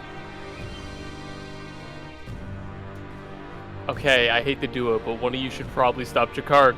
You gotta swing. Your go. What a coincidence. was thinking, is gonna kill him? Does he care the slightest? I'll put it that you guys can see Chikara is still ready to swing at the guy surrendering. That's fine. Just walks past you guys and starts heading up towards the cages. Maybe about 50 feet, because use my action. Oh, one less space. Okay, that's my turn. All right. Hoping that it carries more impact, it'll actually be in your head. Sir, we're representing the mayor. Take the surrender. Okay. All right. How do you respond, if at all? Clenches his fist and just puts it down. You do the fucking Arthur clenching his fist thing. Hold on, I got what I do. Oh no. Although, to be Continue, fair, and I'll fix DW it. deserves it more than these guys. Yep. All right. So if you Hey, lower now, your fist, DW's no Caillou. Lower my fist. All right. In that case, How many turn more order of there are is- you? Yep. All right. That's it. That's it. I swear. There's no more of us. All Is right. it gonna work? Oh, it worked. Oh, it's really choppy in Discord for some reason. All right. Actually, I will go around to the remaining bodies. Are any of them savable? They're all dead. Dead, dead, dead. All right. Not that just Say, being the mostly one I dead. killed their had a bodies, broken neck. if you check, is pouches of 15 gold apiece. Damn. Each of the 3 bodies? Yes. So that's a total of 45 gold. Are these cages held by locks? Or, like, need a key locks? Or a thing I can open easily? So there is a key as you approach. The tiefling woman looks to you. Please, please don't hurt us, please. I raised my hands. We're not gonna hurt you. Are Came you, to figure out what was going on. are you here to rescue us? Find you. Yes. Good. The archer in the tree fort. He has the keys. Thank you. And I'll walk quickly back over, grab the keys, and come back. All right. You do that. Obviously unlock them. Yep, bring it over, unlock them. They get out. They are... also, when the mayor talked about the people missing, I forgot to mention, there was a board to the side that had, like, depictions of the people who were missing. These are them? These are definitively them. Definitively the people who are missing. Of whose names, unfortunately, I now forget. Arissa Clark and Matthew Gillihard. God, I'm so glad you're here. Arissa and Matthew. They introduce I'd themselves. love to see Nakarna play, like, barbarian, not intelligent characters. What's that? I'd love to see you play, like, not intelligent characters and see where this goes. That's a problem. Chikara have the one brain cell. He is Yeah. stressed. You headed back and forth for breathing. Yeah. The guy who's down has surrendered. Don't move or I won't be able to stop him. Chikara, make sure he doesn't move. I get out the chain and just wrap it around him. And I just hold both ends together with my hands. All right. All right. We'll take a look around the camp. Yeah, make sure that the dead are dead. See if there's anybody else around. Look for any signs or indication of more organization. Yeah, anything we'd want to be able to bring back to the mayor. All right. I won't even have you roll investigation for it. That just seems kind of like you've got time. Check the tents. It is a lot of belongings, presumably probably belongings to the people who were kept in cages. Mm-hmm. That being said, there's enough belongings here for 3 people that these bandits, as they were not wearing. And there appears to only be 2 people in the cages. Oh, gosh. So I will join slowly and cautiously. Holster the gun, maybe even remove the helm temporarily. Yeah, I'd be sure to explain that the 3 of us came here to save you. Yeah, the mayor sent us from town, They and are, he specifically named you, Arissa and Matthew, that we were to be looking for you. They not. Do these look like Arissa and Matthew? Ye- Yeah. Yeah. Yeah. Okay. This is definitively Arissa and Matthew. All right. I think your belongings are in the tent back there. Do you feel okay to go identify your belongings and claim them? Matthew seems kind of like really shaken up. Arissa has enough confidence to nod. Okay. You also notice they are horribly emaciated. Oh yeah, I give them rations. I'm holding. They gladly take it.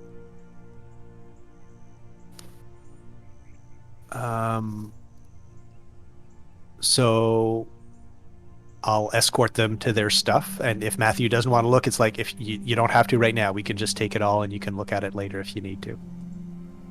Yep, they come with you. They go into the tent. Arissa grabs her things. Matthew, as he grabs his things, he looks to the other pair of like set of like clothes and like belts.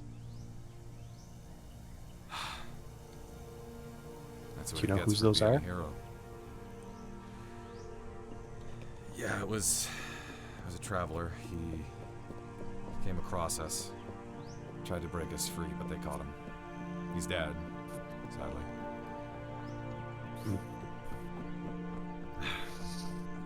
Get buried I'm sorry. out back. Well, what you would call a burial. He points over to like a mound of dirt over here. Presumably flies all around it. All right. There's no pack animals or cart here, eh?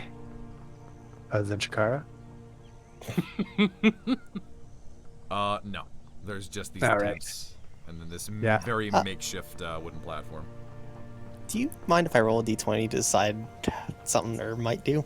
Sure, do it. Wow. Okay. The fuck was it you wanted to do? Gives the tiefling a kiss. I was more sure what a low number would be than a high number.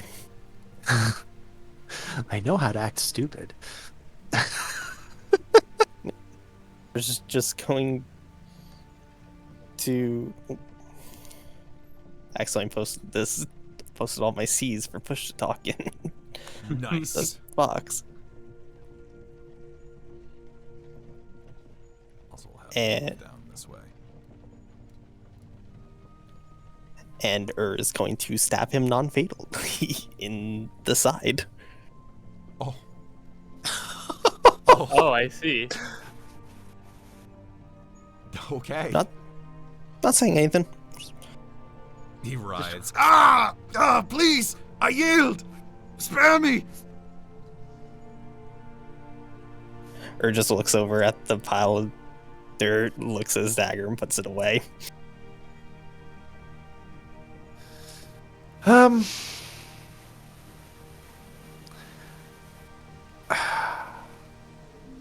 I mean, I'm not one for religious services, but it seems a shame that the man is buried out here in the wilderness. Should we bring him back to town? I'm not carrying him. No? Okay. I don't have the strength to. I didn't stab him in the legs. know He what? can walk. Oh, no, him. No, I was thinking about the Oh. guy they buried. Oh, actually, if we roll him up in a tent, That's what I was yes. thinking. Yeah. Any of the tents nice enough that we'd want to salvage them? Oh, they're not bad. They're fairly makeshift, generic. If that was below a 5, would have killed him. That's, yep. Makes it easier that you didn't. I'm glad. Me too, for the most part. So, you know what? Let's take our prisoner back into town. Let's get these two back. They've been through enough. And either we or the guard can come back with a cart The one for the guard to get the body. to claim both the body of the brave traveler who tried to help these two, but also these other folks. It was a fight. It happened. They were willing to go along with some awful things. At the same time, some of them were just townsfolk who were desperate for money and made a bad decision. Yeah, also... Their family at the... Go ahead. No, go ahead. I was gonna say, I didn't specify. These do not look like bandits, like as you would expect. Yeah. They're wearing, a couple of them were wearing like townspeople clothes. Yeah. Yeah. These were desperate people who made a horrible mistake. Led on by a charlatan. Kick Dagger Boy's body. Separate him further from his jaw. All right. Does that sound all right? Yeah. All right. And I guess, Victor go the spoils. Toss a sack of gold coins to and Shakara, and keep one for myself. I see there's 15 gold coins in here. Do I have like another like small sack for? There was 4 total, wasn't there? Because we killed 4 people. Oh, there is a fourth one on. Well, prisoner, I guess, probably had one too. Oh wait, was there 4? Oh shit, there was. There were the 3 guys who looked like the prisoner, Knife Boy, and Arrow Man. My bad, I forgot. Another 5 gold for each of you. Do we want to offer the fourth bag to the prisoners? Sure. I was gonna give my bag to one of the prisoners, so, and then give 15 of my own gold to one of them, so that works out. So you give them money. Yeah, I mean, if wants to throw in more, I'm okay with just letting them split one bag of 15 gold between them. I'm like, it doesn't make up for what happened, but at least it'll make up for the time you missed, and I mean, it's a lot of money to normal folk. it is actually. It is. Yeah, It will help them get going again. it will help you get back to your lives, and if So- you need to take some time, yeah. So, if you give them the bag, then confirming. Yeah. Yep, you give them the bag. Matthew actually just takes 5, and he hands over the rest to Arissa. Please, you need this. You need this a lot more than me. I give them my bag too. Oh shit. Okay. No. I'm giving them each 15. Arissa breaks down crying, clearly overwhelmed at this, like, just kindness you've presented her. Matthew, like, kneels down, puts a hand on your shoulder. Thank you, my friend. Or just nods. To also just, I don't have a lock or anything for the chain, but for simplicity, I have like wrapped the chain around his neck once, and I'm behind him with the chain in my hand. So if he runs, I'm going to pull on it. Yep. He is currently not putting up any resistance. Oh, I'm sure. Head to the ground. Okay, and we start heading back to town. All right, on the way, I pick up my egg. Yep. On the way, Matthew and Arissa basically just explain they had hit a rut. Matthew's just a laborer, the wood mill. Arissa is a tailor, and she was desperately trying to feed her daughter, which she actually asks if you guys had seen her anywhere, which you cannot No, but- recall anyone of the sort. Yeah, but we also hadn't gone looking. Precisely. I was thinking of something, but now I can't remember. Oh well. Jay, or rather she does look to you and is like, I have never seen that craftsmanship before. Where did you get that robe? Oh, I made it myself. She seems absolutely fascinated by this. If you have time, I live in it's the taller, purple painted building just near the outskirts of the residential district. If you'd like, I could teach you some of the tricks I know about tailoring. I'd love to. All right. That offer has been placed.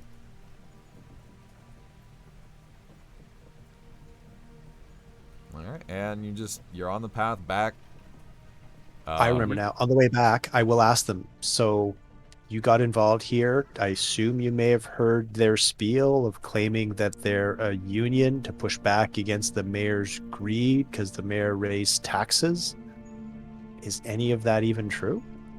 Matthew speaks up. It is correct. The mayor did recently increase the taxes, and business hasn't been booming, to say the least, and we were looking for a better way to make coin. People are hurting. A few of us. Maybe half the city. And what is what are the increased taxes paying for? As far as the mayor's told us, it's to pay for a route to get water from the town over near the river, Query. You heard about the carriage that got destroyed the other week? I We only don't arrived believe we have. yesterday. The one that. Oh, the presumably- caravan? Yeah, the caravan. Have my the bad. stone books? Yep. Ever since then, we The caravan haven't- from Valios. Yes. That was actually our caravan we sent up there to have it returned back. Without that, we actually haven't had much means and forms of trade. Times are tough, and the mayor's been trying to fund another trade route and trying to get in accordance with Query to get us more water. It's been a drought season lately, so I see. don't get me wrong, I don't disagree with him. But I think he's got his foot up his ass if he thinks the rest of us are perfectly fine with it. At least they weren't smuggling Tritons to sell to Triton snorters. Oh, why that fucking joke brought back? Oh god. After 2 comments of her being edgy, he has reasons to he explain a little bit once he makes sure they're okay and in town and everything. So, unless you have anything else to do on the road back, which is not long, by the way. It's maybe an hour most. Okay. You've been through so much. Do the two of you mind presenting yourself to the mayor so he knows you're back and safe, and then you could head home? They both agree.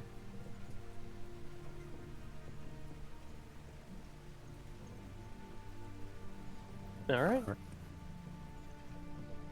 So we march our way to town hall. All right. Head on back to the town of Default. Yes, indeed.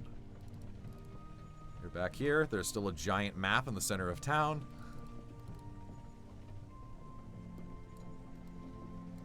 We were actually just fighting in the middle of the town. The townspeople saw me kill 2 men. Change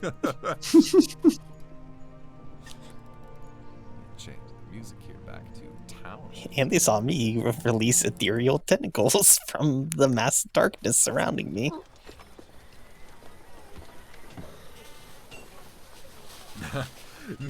Nick's the egg addict. I have a suspicious feeling there's going to be an enemy on the way back. Not this time. Not this time. I punched the mayor. Foolish mayor. All right, well, I presume you guys just head straight town hall with everybody in tow. Yep. Yeah. 2 guards stationed out front, one of which is Derek. Derek, hello again. Wait a minute. I recognize those 2 people. Yes. What about So this 2 for one day guy for the mayor pulling today. the chain? The missing persons. Lovely. He goes back up to the door, opens the door, Need some extra hands out here. as a couple more guards come out. They head on over. They start speaking with Orissa and Matthew. You overhear Orissa asking, "Please, have you seen my daughter?" And Derek actually reassures her, "On your disappearance, we did find her, and she has actually been staying with us at the barracks." Of which she breaks down and starts crying.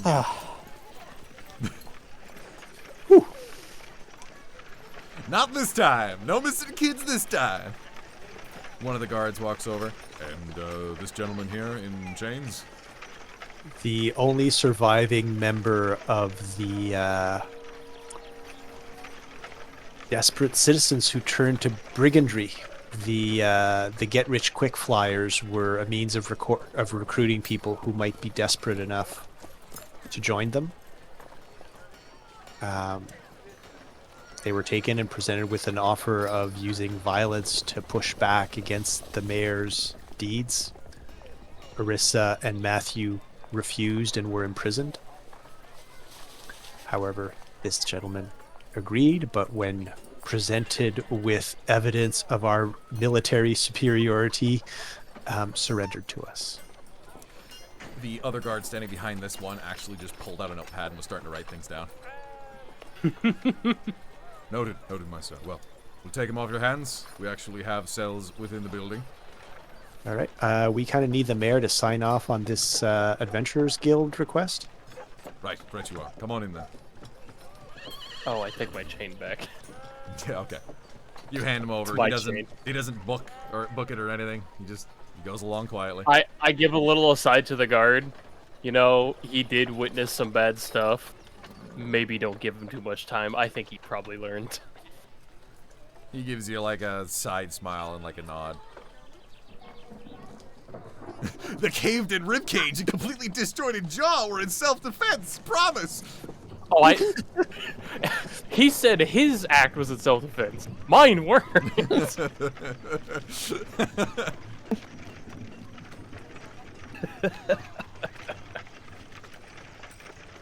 Oh, God. So we go to the mayor so we can sign off on our ticket. Yep. You head on up to the mayor's office. So Chikara, how hard do you punch? Somewhere between light firearm and otherworldly tentacle. Yeah. You're right. Max damage, otherworldly tentacle. The funny thing, that, I mean, obviously I didn't get a crit, but the number it rolled for both damages Yeah. was both 8, the highest I could hit. It's still funny. Oh, I also forgot to mention. Okay.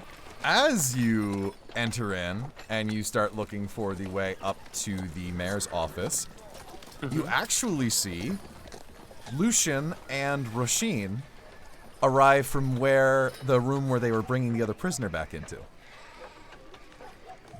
Oh. Lucian looks at you. Oh, howdy, folks. How y'all doing today? Lucian was the dude in robes, right? Lucian was the farmer boy. Farmer boy. With the oh big yes, axe With the who big, let that's us a play off. shredded man. yes. Why am I forgetting his name? Who's How name? many would tell it Klaus. starts with a C or Klaus. I asked Lucian, does he sing Klaus? Oh, Klaus? Yeah, he's back at the inn now. Okay, good to hear. I didn't catch him this morning. We just got done town over. We took that job for the Triton fugitive. Oh, Yeah, he's back there now. Jakara's kind of. You can see, yeah, you see the. Oh. We'll have to ask you about that later. Sure. I'm heading over to the guild now. We'll be there shortly. I'll see you then. He heads on out. Rasheen silently following. In her very tsundere ways. Rasheen is the snake girl, right? Yes, Yeah. she's the snake girl. Alright, so then you head on up to the mayor. Mm-hmm. Yep. Alright. Knock on his office. Please enter. Okay, we enter. Enter on in. He's sitting behind a desk. Secretary lady's just standing by. Gentlemen, might you have Mr. a Mayor. report on today's events? We have quite the report, Mr. Mayor. Your guards will testify that we returned Arissa Clark and Matthew Gillihard in decent health, considering the ordeal they'd been through. And a prisoner. This prisoner was a citizen of your town who had been lured by the get-rich-quick flyers that you asked us to investigate. It seems that the leader of this endeavor, who looked like this, I pull out my coin with his image. Nowadays, he'd look more like this. I put my thumb covering his lower jaw. Was enticing people with the promise of wealth, and essentially trying to lure them to banditry. Arissa and Matthew refused and were imprisoned for their noble stance. And that's why they were missing. Good heavens. Unfortunately, the remainder of the bandits refused to surrender. I suspect that if you can send a few guards with a cart, they can recover the bodies. Most of them are probably from town. They may have families who would wish to give them burial. And if your men could, there was apparently a traveler passing through who tried to save Arissa and Matthew, who unfortunately met an untimely end and was crudely buried there. I feel like he deserves a decent burial. It will be done. Thank you. At the risk of being crude, we do need your attestation that the Adventurers Guild contract was fulfilled. And I believe you also offered a reward of 20 gold for 2 missing citizens. That we did. That we did. Linda, if you would please. And you see Linda reach behind the desk, take out the 2 bags of coins, one of which has a written missive on it for the guild. Not missive, no. Okay. And brings them on over, hands them to you. You check inside. Indeed, the bag for the guild has 30 gold in it, and the other bag has a total of 40. Thank you, Mr. Mayor. If we can be of service to the town again, it would be our pleasure. You have my gratitude, gentlemen. Thank you.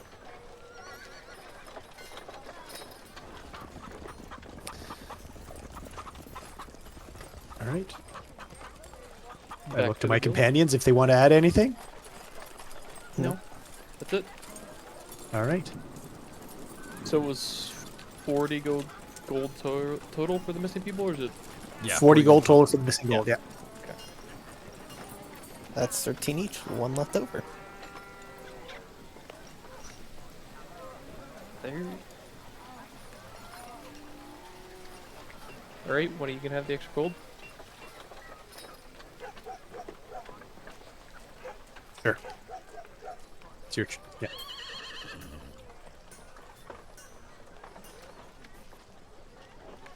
All right. Back to the guild then to fill the men that we finished job 2. Alrighty. Head on back to the guild then. As long as nobody else had anything to do. I had a not in the way conversation, kinda. Okay. I can understand where they were coming from before. They kept them in cages. And by that point, when you're putting your fellow burrow, people live in your burrow in cages, and then someone comes by and you kill them, how do you not realize that?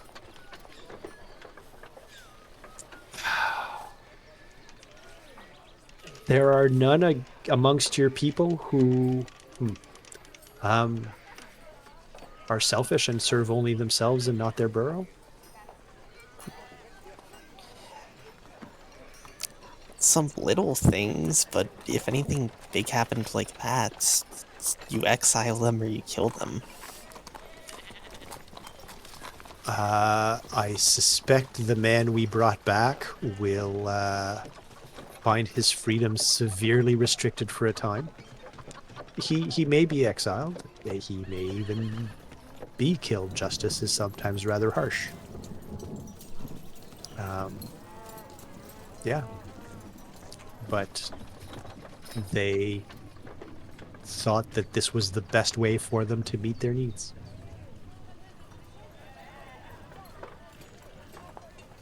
We obviously vigorously disagreed with that.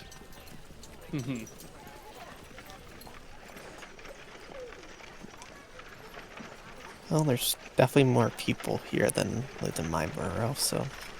And that's true, and those differences between who has and who hasn't, because it's not always fairly shared here, can make some people desperate. Hi, welcome to is literally 4 years old and learning. Kobolds. I love it.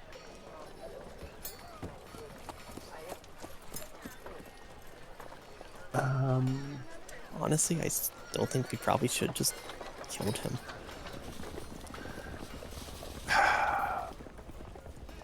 There are those who feel that way.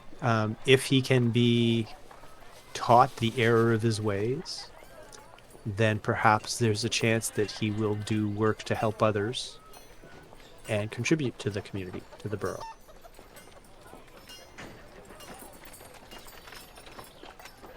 He wasn't the leader. He wasn't the one who had the idea to do this. He got pulled into it. Did you ever have a friend or a bro mate who seemed to get in trouble because they were egged on by other friends? Not as much. We work for a common cause in the borough to live, to survive. We typically don't live long. I don't know how long either of you guys live, but I've found out it's a lot longer than we usually do. Mm-hmm. Chikara kind of like puts his hand to his chin. Just, I'm about 67. That's literally older than anyone I ever met before I left the borough. Our elder was 30. Mm-hmm. Quite the youngin.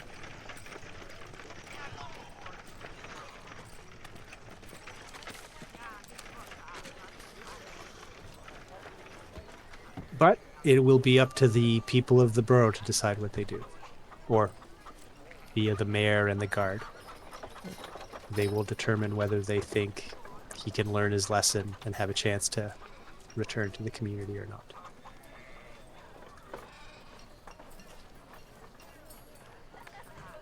We're just nods, definitely thinking hard at this point. Mm-hmm.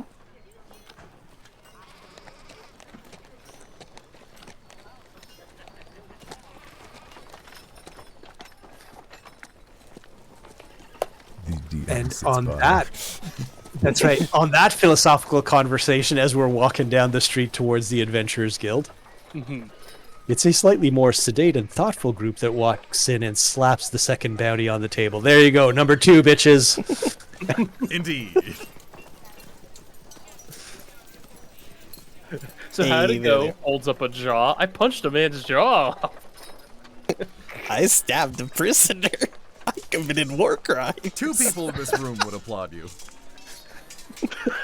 I will not tell you whom.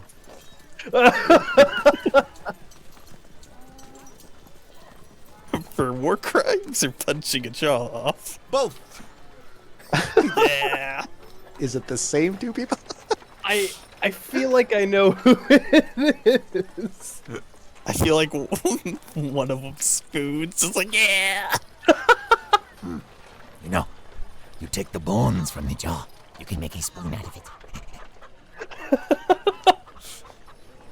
Fucking dwarf hops over the bar, runs out with a broom. Yeah, motherfucker!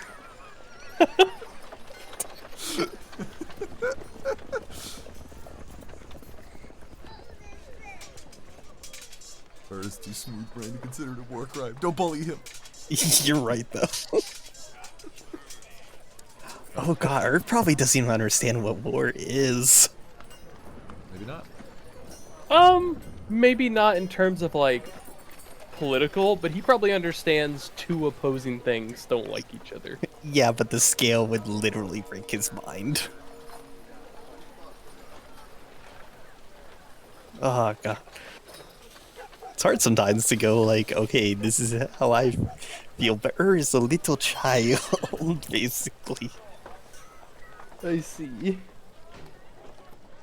Alright. I'm gonna love this. So you guys enter on in. Yeah. Is Sinbad and Sylvia's office open? Sinbad is actually sitting at the bar table. Oh, okay. Hold up the bag with the missive. Do you want this? Or should I give it to Sylvia? I can take it for you.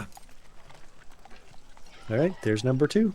Job well done, my friends. Job well done. One more, and then our guildly challenge, and we'll have these returned to you. No problem. It was bloody. As they get. The ringleader, the face, the one who is doing the talking, seemed to be luring poor and desperate citizens into... I told the mayor it was banditry because I didn't want to scare anyone more than I had to, but he seemed to be planning some sort of rebellion or attack on the mayor. That would be the first.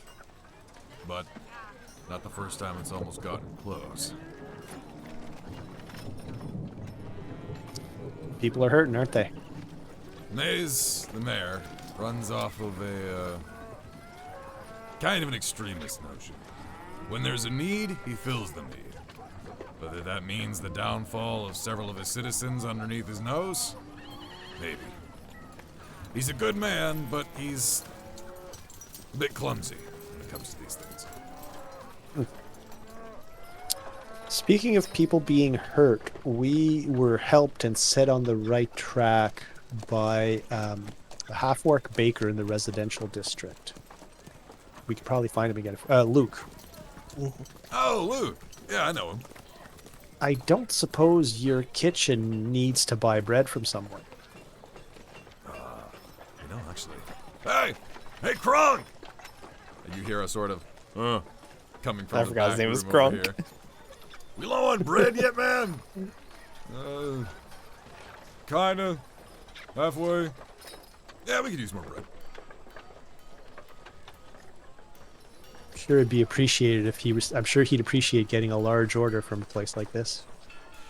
Milva chimes in. I think we could do that.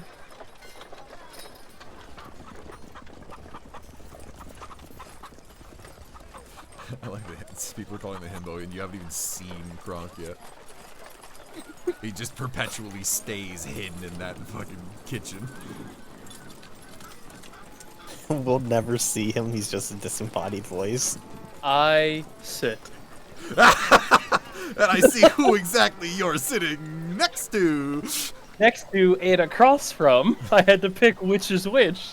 It's easier to talk to Klaus at him than beside him. You sit down, and Roisin, not so subtly, like starts to slowly scoot her chair to the left. Is that Rook at the table with him? That is Lucian. Oh, that's Lucian. Rook Yeah. does not seem to be in the Is room. not present right now. All right. Cooker is, though. It's good to see him again. Here it is. The flashlight is sitting at the table. He's sitting Oh, in my between the friend, P it and is good X. to see you again. Yeah, I just came back from a job. Oh, so did we. We actually took that job for the Triton man on the run. Yeah, we meant to ask about that. I know it's going to seem like we've been living under a rock, and I know that people dislike the Tritons. Can you explain to me why? The story of the Tritons. Well, I will admit I'm not the biggest history buff, but I do know this. There has been a long-standing offense of the Tritons and the rest of our kingdoms. Many centuries ago, they were banished into the waters, not allowed on this continent anymore. And the hatred for these individuals is very deep-seated in many a person's community. Many bad names and slurs get thrown out about them. I, for one, I treat a man on his character, not on the scales on his skin. But it was unfortunate when we found the man. He just simply wanted to come quietly, but he decided to make a bit of a scene. The townspeople came out, and we thought maybe for a moment we would get in trouble. People think we're trying to kidnap a person. And all of a sudden they began throwing rocks at the poor man, calling him water sucker and scale face, which I thought was rather offensive. He gestures to Roisin. It doesn't affect me, Klaus, it's fine. Right, of course. But, there just seems to be this built-in hatred for them. For something that happened hundreds of years ago. Hundreds of years ago. You don't see many of them because their culture is not welcome on our country. But occasionally some of them arrive, try to integrate back into society. Not all of them succeed. Some of them go to banditry and espionage. I see. Do you know what the thing hundreds of years ago was? I'm not one much for history, I'm afraid.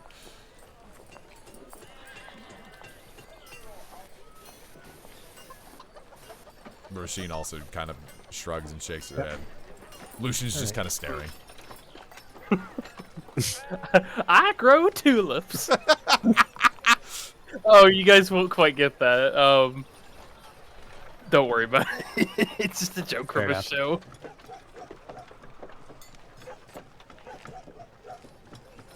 Oh boy. He notices a couple of wounds on you, as I don't believe you fully healed back yet. No. No. You Also, no.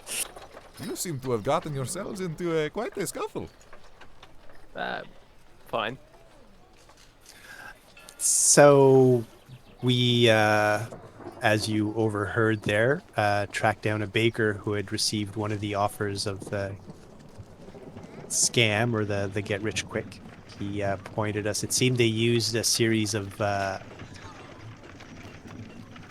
guess, almost double dead drops. Somebody would go to the location where they were told they'd find something. They wouldn't see anything, but on the way out of the alley would find a piece of paper with a map to a second location. I suppose they didn't want to be followed. And at that location, the ringleader would come out and try and incite them to greed and violence against the mayor and the city. We found them.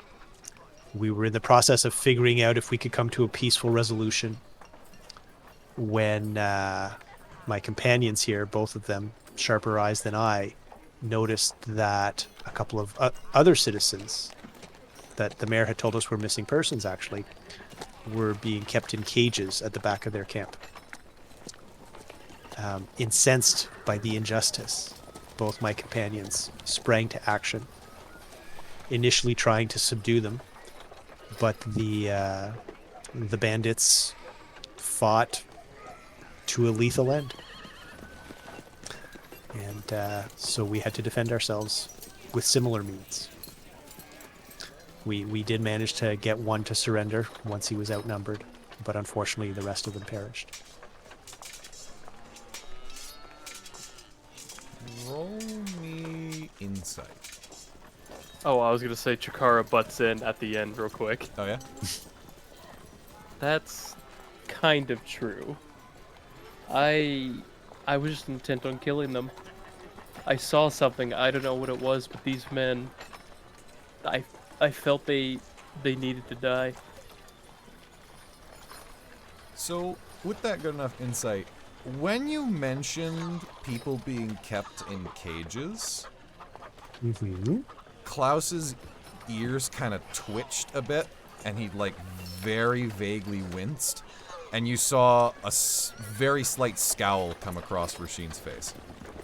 And you heard a rattle noise behind her for some reason. But it Once I realized what was in those cages, I knew they had to die too. Rasheen speaks up. Sometimes there is no other way to deal with people.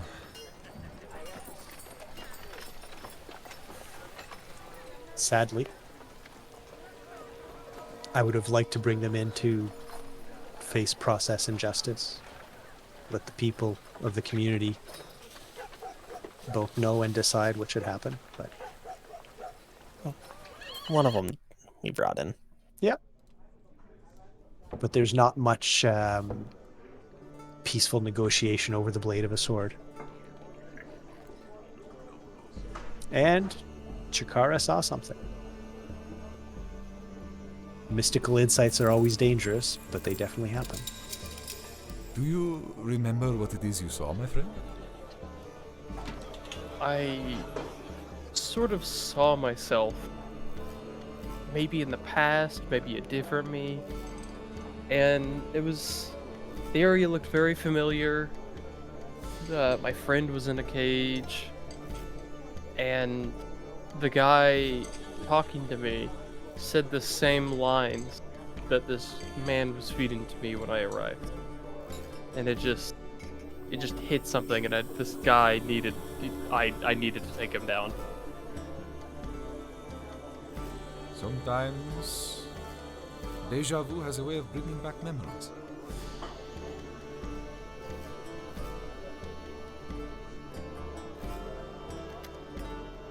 Ugh, this is giving me the heebie-jeebies.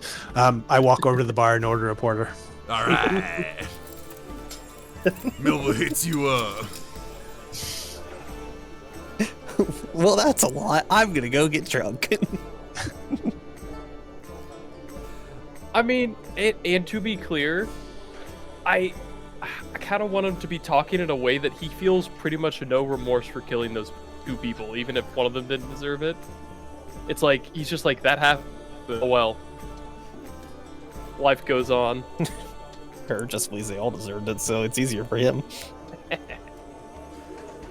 Klaus then, kind of noticing the air at the table, is just like, Well, that reminds me of a story. Roshin, remember Well, I'm a war criminal. Roshin, Okay, remember the time outside the bogs? Oh, please, you're not going to tell him about that, are you? Oh, yes, I am. Let me tell you. and he starts getting into a story about how they were in, like, outskirts of the bogs. A bunch of cannibals from in the bogs tried to advance on them. Klaus trying to talk them down, unsuccessful. Roshin made some good old meat carvings. You should have seen it. She was so angry. She was screaming obscenities and spinning and cleaving. She has her head in her fucking hands right now, just looking down at the table. I love that she's surrounded. Oh, yeah. Oh, she had moved down, hadn't she, actually? So She was barely scooted. You could have sat there and she would have just now been Oh, okay. like, I have nowhere to go. All right. All right. I have to ask, does she carry a weapon on her person visibly? She does in this case. She has 2 scimitars by either hip. Okay. And they're extended to her right and left. And they just talk for a bit. He's just Yeah. recounting tales. So, I look over at Chikara. If you're not going to tell them, I have to. Go ahead. So, since we're telling tales of martial glory, I just witnessed something I never thought I saw. Chikara literally punched a man's jaw off. Off. Not broken, not crushed. Off. Brutal! Very brutal! I love that he loves it. Lucian leans back, feet up on the table, smiles.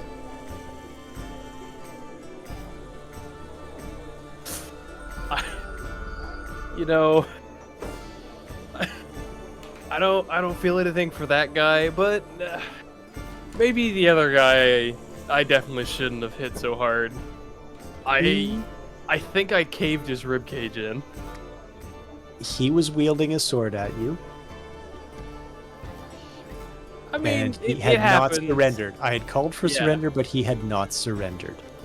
It Oh, happens. Oh, I in just a realized the split. prisoner is the one who almost killed me. Any man who draws steel has to be ready to recognize that there may be repercussions. Oh yeah, after I mentioned like caving the guy's chest, and I'm like, oh yeah, there was a second vision. I saw my hand glow when I hit that guy in the chest. Klaus's eyes nearly popping out of their sockets. A hidden power, perhaps? Maybe. Night hell. I'm assuming you already left, but night. What did Oh, you say? one of the chat members was going to bed. Oh, okay. I just didn't quite catch what he said. Sorry. Roshin actually turns to look at you, Chikara. Was it in defense of your allies?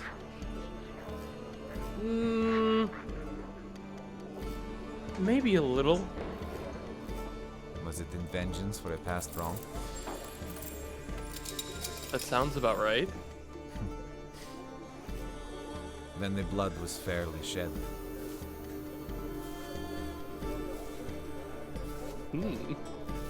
Catching herself, giving a slight smirk, she corrects her facial expression. Yeah, bonding over murder. Are you catching the red Oni, blue Oni Yeah. style Yeah. of Klaus and Roshin? Yeah. I know I don't look like it, and murder may not be my motive. But when you've hung around her long enough, you'll begin to see it as almost a form of art. She goes back to burying her face in her hands.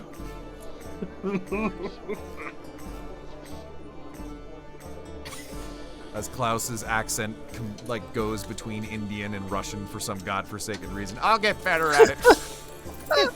I honestly have not noticed the difference. All right. So we can afford a hotel room again now. You guys will probably need at least the night to rest up, or do you need a couple of days? I'll be good with a night. I think I'll be okay with a night. This isn't the worst I've ever gotten. Okay. So tomorrow, shall we take on that other job? Sounds good. The witch? The witch in a neighboring village, isn't it? The big kingdom. Straedon itself. Oh. Okay. That is a In the big main ol' city? Yep, main city. Okay. I'd also look to see if there's any jobs we want to swap with, but I'm assuming not. There is still That's only up- one job up on the board. Well, tomorrow morning. Oh, tomorrow morning. Yeah, let's look again, because that is a big trip and that is significant, but you're right. In case we go, any of you, I look around at my drinking companions. Been to Straedon? Any advice? Any pointers? Oh, we've been there plenty times. Lucian speaks up. Honestly, main road's not too bad. Don't steer too far from it, but considering it's a main road and there's actually some guard groups crossing back and forth, you don't get a lot of bandit activity there. No. It's about a 3-day if you're walking, day and a half on a horse. All right. Any unusual laws, rules, customs, power players in the city that we should look out for? Rashid speaks up. Nothing out of the ordinary, most like here. If you get your nose stuck in the noble quarter, expect people to scoff at you more than once. If you come across the queen, just give her a bow. She's fairly respectable. All right. I was in Valios. I think I can do with Scorn. Ugh, how did you live there? With a lovely dwarf crafter. I have personally not been to Valios myself. Rashid wouldn't let me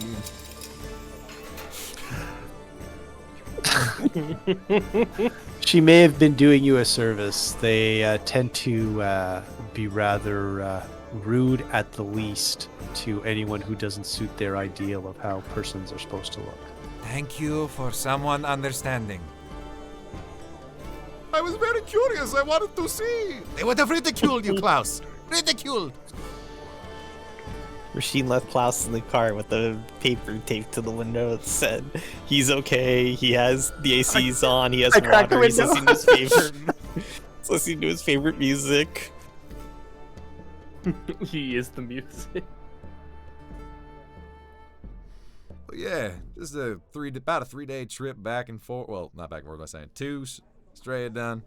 Pretty nice place. They got a quarry district there. Its main export is actually finer jewels and gems. So if that catches your fancy, there's a nice jewel shop in town.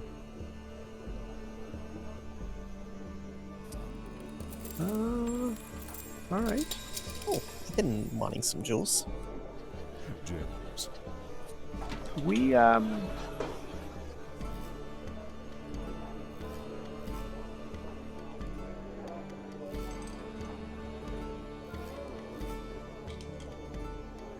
would we want to pool our coin and maybe get a mule and a cart? Are there just wagons going to and from town as well? Or can we get on with the caravan? Yeah. Yes. You could actually hitch a ride with one of the farmers who goes back and forth. People do it all the time here. Could do that. Yeah, that makes sense.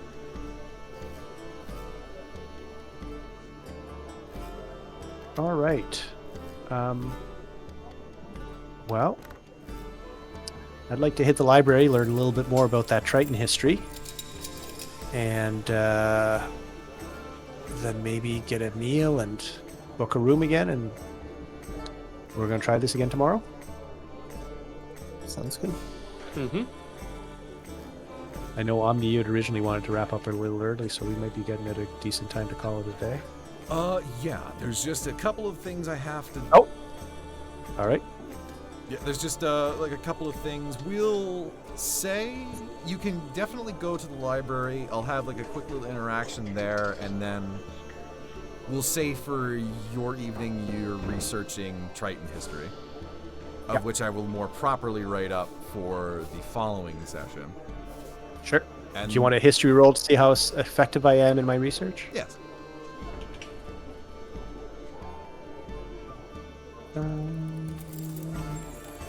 Again, I will make a liberal use of my cantrip. Gotcha. But we'll just have one kind of represent it. Okay. And... Oof. Advantage for being in a library? I'll say they don't have much on it, Alright. but there's at least some information you can learn from it. Alright. Also, we'll do it here and now. As you enter into the library, you see the main librarian is this...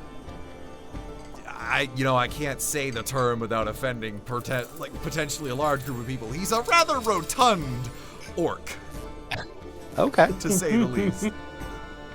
Mm-hmm. You enter in, he does not recognize you. He shoots you a look and just goes, New here, respect the books, don't talk loud, or we won't have a problem. Absolutely. This is a prized collection. I wouldn't dare ruin it for other learned souls. Could you point me to history texts, perhaps? upon that, those beautifully kind words, he, of course, more correctly aligns himself out of his slouching position. Yes, 2 aisles down, 3 aisles back, you'll find a whole line on world history. Thank you. And then you presumably then begin your search. Yeah. Journey, he's robust. He's robust. He's got a also little name plate on his desk as Jefferson. When he made the comment, or we won't have a problem, he put a battle axe on the table. Jefferson. Big boned. Orca fat orc librarian.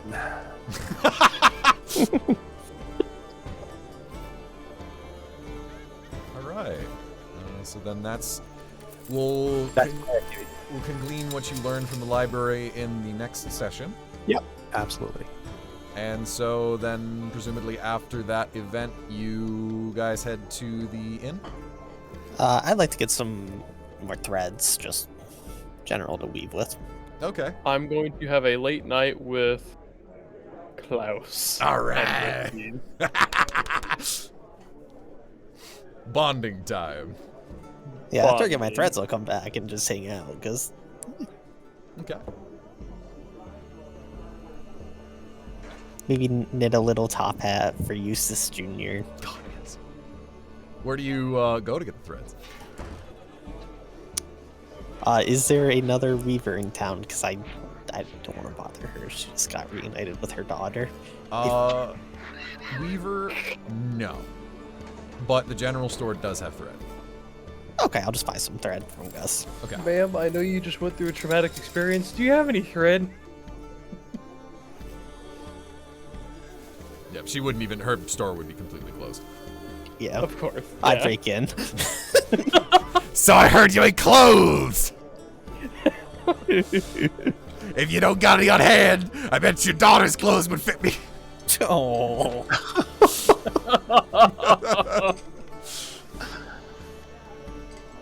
That little flash of white you all saw, that was Omni jumping across the line. She just walked home with her daughter, happy to be home, just sees a kobold rummaging through, putting on dresses and various things. She Oh, hi. finally goes home, puts her daughter to bed, and is like, oh, right, I forgot. She goes in. By the way, honey, Honey, and you just like rise out of the bed, turn Kobold wearing her clothes. Hey, mama, you got some of those threads? She awakes from a cold sweat. Your daughter, but it was me, Theo. She awakens from a cold sweat and nightmare, still in the cage. Oh.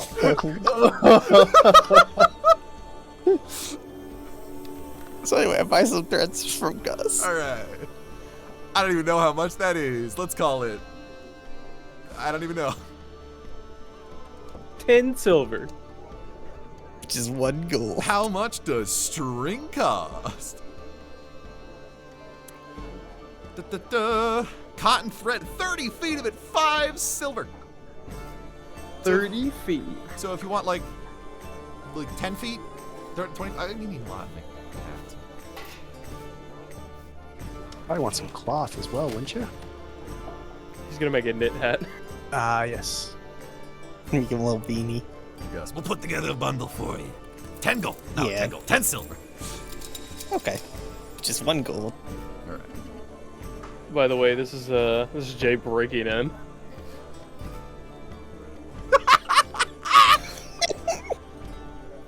For Hold on. chat, it's... I'm opening this up so they can see Okay, it. thank you. Oh wait, no, hold on, wrong window. Breaking into Urbius's house.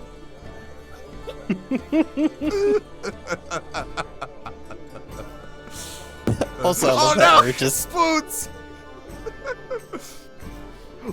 I still have that image up. Good. I love that just had, like, a huge...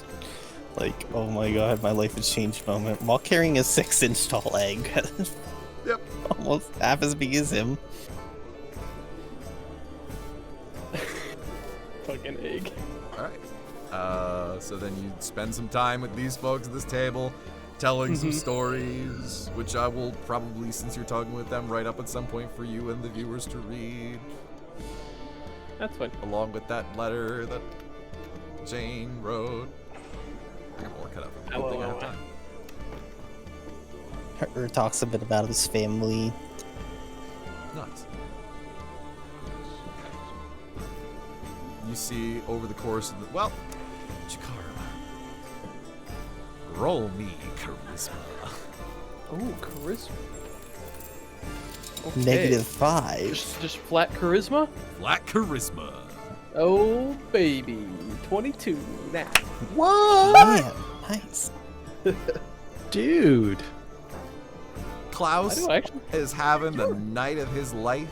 He is making new friends. He is happy. Lucian's leaned back. He's telling some stories of his road trips. He seems to find you all a good bunch. And about midway through the night, Rasheen finally lowers her shoulders. Aw. Well, you know, she's a snake. It takes a while to warm up. Social link started. What is it, Jay? Like D rank, C rank acquired? For Fire Emblem, yeah, C. Yeah. C rank, alright. It is a wonderful evening. No. Alright. Beyond that evening, do you retire to the inn? Yes. Ring the bell. Alright, ring the bell. And from behind the counter, hello, my name is John Johnson. Good to see you again. Yes, we need another 3 rooms for the night. Of course. I presume the Sinbad special is still needed. Yes. Should be Understood. the last night. Here are your room keys. Thank you. Thank you. Good day and good night. As he escalates below his desk. One of these days, I'm gonna look behind that desk. Some One of these things days. are not meant for mortal eyes. Jay, John Johnson. Jay in his fucking campaign has Granny, I have John. Oh, God. For the chat, Granny is the chef of our My Adventurers Guild, who is inexplicably anywhere, just whenever. She's literally appeared in a necromancer's tower and just said, like, hey, what's up? I was like, yeah, no problem here. Alright. Well, you guys get your rooms. Do you do the same stuff you did the other night? Yep, I grabbed my bucket. Oh, this is a very important question from Nix the Egg Addict, which is an appropriate name for this question. Does tuck his egg in? Yeah, of course. Excellent. John Johnson, secret warlock patron of capitalism. I think you mean he's the god. Oh wait, The warlock patron, not the patron warlock. Right, That's never right. mind. I messed that up. You're right. 100% correct. Woo! He's god. John Johnson is god of this world. John Johnson. And Jakara, you probably see or grab the bucket this time. Because he just walks straight there and grabs it, closes the door. I see. Alright. I just don't ask questions. You're useful. I don't need to question you yet. Put that on the list of weird shit her does that probably has a reason. Before I go in, I will set the exterior doorknob on my room to whistle if somebody touches it. What a coincidence. Instead of thread this time, I tie rope to the bucket and tie it to my doorknob so if someone opens the door, it clatters and wakes me up. Jakar just goes to sleep in the bed that's too small for him. Somebody wakes me up, they'll regret it. Yeah. I want to point out one thing real fast. I have traumatized peasants in 2 games so far. Yes, you have. Remember when Title, like, killed a young adult bandit in front of his friends? And used his body as a barricade? Oh yeah, I picked Oh, up his yeah. body and ran his friend with it. Was that the drug dealing bandits? Yes, they were being very aggressive towards That us. was back in our we don't do very well with fire, and we're convinced that all little people are evil. Yes. We are unintentionally racist against gnomes in that campaign. Yes. Alright. What? It was... They tried to rob you and pulled out a dagger for intimidation, and Omni's character says, well, that's a terrible deal. Yeah! Or no, you're gonna hand over those snakeskin boots. It pulls out a dagger. Snakeskin boots for a dagger? That's a terrible deal! That's right. And then I proceeded to cut the head off one and then run at the other one with the body. And Omni went unconscious, which as a skeleton he was playing as, we don't be a pile of bones that got up immediately afterwards. He reassembled behind him and like put his arm around him like, huh, tough break, huh? Good thing I apply the elbow grease! And then he became a guard and got his life together. Oh yeah, wasn't it only one survivor in that one as well? Yes. Oh, that's right. Yes, I they tried don't believe our threats until there's only one of them. I tried to convert him to Christianity. When I found out he denied that and just became a standard working class, I spit at him. With my Or, well, what you metaphoric could. spit. I'm a skeleton in that campaign. And I'm guessing metaphorical Christianity, since you're a follower of the Changebringer. Yeah. The one true God. Alright, so, guys, we'll head off to sleep then? Yep. Okay. Probably do a little tinkering and research, but I'll try and get to bed at a decent time this time. Nice. Alright. Jay, Gunnar, which one of you wants to be first? Oh boy. Since Shay had whispers last time, I'll go first, I guess. Alright. Don't worry, Nicarta. Your time will come soon enough. Not today, though? Not today. All right, I might bid everyone a good night then. Okay. Night, Nicarta. Night, Good night. everyone. Night. Thanks for playing again. It was super fun. That was a great time. Alright, Gunnar. Follow me. Two whispers. Change the music to something more dramatic. Let's see here. What's a good... Ooh. No, that's way too dramatic. What the fuck? Pantheons. Bam, bam, Basically, bam, like, bam. what's going on here? That's not... No, no.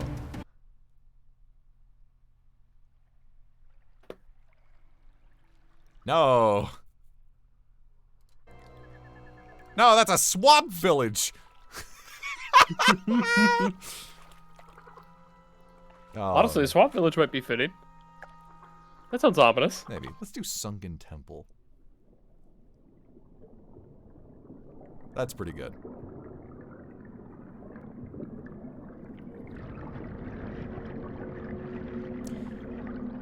You have that dream again. Oh. You wake up to the sound of crashing water and screams. You find yourself in a small wooden room, a makeshift mattress underneath you, just barely holding you together, like holding up your weight, as you are jolted awake from the sound. You look out your door, which is now open, and there is a woman and child running past, followed by a man, seemingly running, screaming for their lives. You glance outside of the window. You see torrential crashing waves striking against the outside of it. A huge wave comes in, crashes against the side of the boat, sending you tumbling. Or rather, what a dex save provides.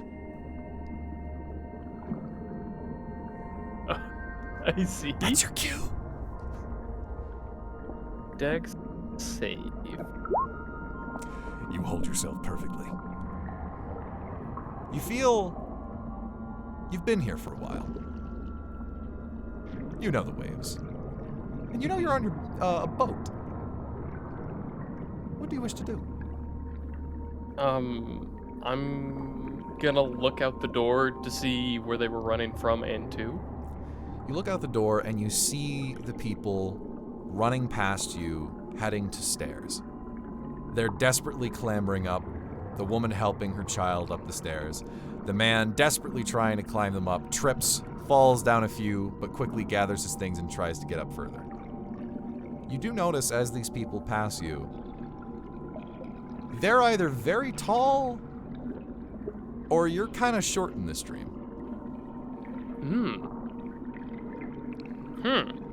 Not that potentially you would recognize that this is a dream. Your mind may be telling you this is reality, but who knows? It appears like I'm here for me. Yes. I just in the daze, I just kind of maybe try to walk up the stairs with everyone, see what every motion is. All right. You head you head on up the stairs. The boat rocking back and forth drastically. It's a bit difficult to get up the stairs, but you're actually quite efficient at doing so. Clamber on up the stairs, and you see a very ghastly sight. There is a massive storm surrounding this boat you're on. It's a very large boat. You see people running, desperately running to lifeboats, putting women and children on first. There's barrels flailing, flying back and forth. One actually strikes at a man as he's pinned up against the side of the ship. And at the center of the ship, near the main mast, is a figure in a deep blue robe. Hands up to the air, facing away from you. Seemingly just standing there.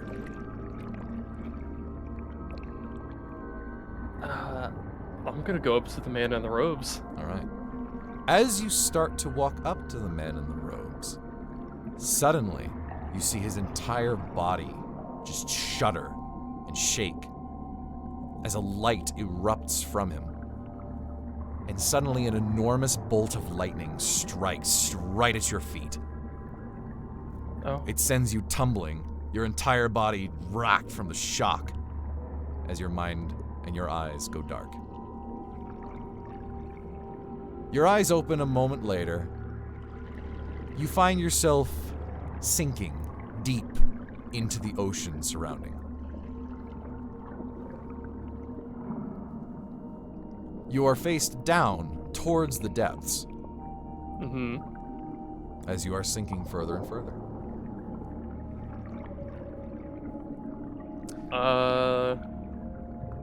Guess I try to swim up. Reorient myself and swim. Roll me a strength check. Strength check? Yes. You want it to be athletics? Yeah, athletics is swimming. Yeah. Let's go. Oh, well, 11. You try. You desperately try to reorient yourself, but you feel as though something from beneath you is pulling at you, preventing you from reorienting yourself back. Suddenly, from deep within the depths, you see two glints of light. And they're getting closer. And closer. And soon, you see an enormous maw of thousands of teeth ascending from the depths at an alarming rate. You desperately attempt to struggle to align yourself, to swim up, to swim anywhere, but you can't find the strength. As this enormous beast ascends closer and closer, just as it's about to wrap its jaws around you, you swear for a brief moment there is a reflection of a green light against the shine of its teeth, coming from behind you. As you then jolt awake in your bed.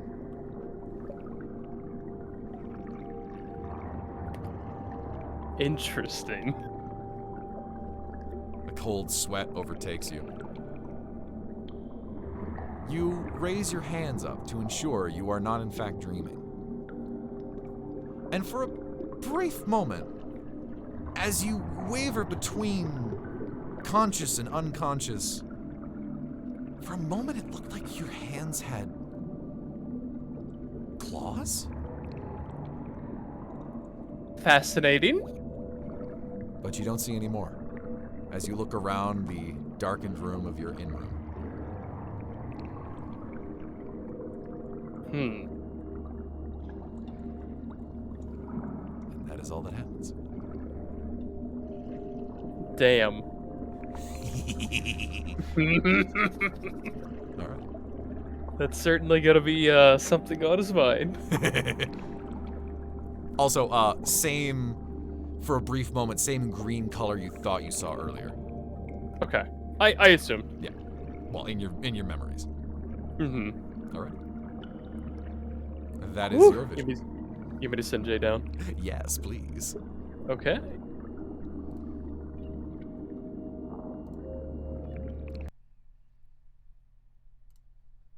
And soon he arrives. And soon Hi. he has arrived. That's wild, just seeing rolls and having no context.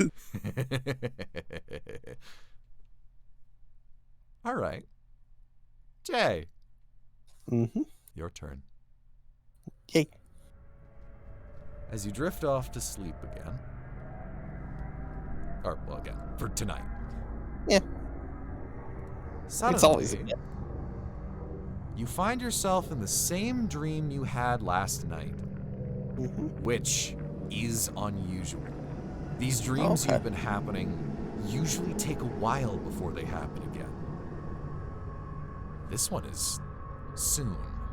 Much too soon.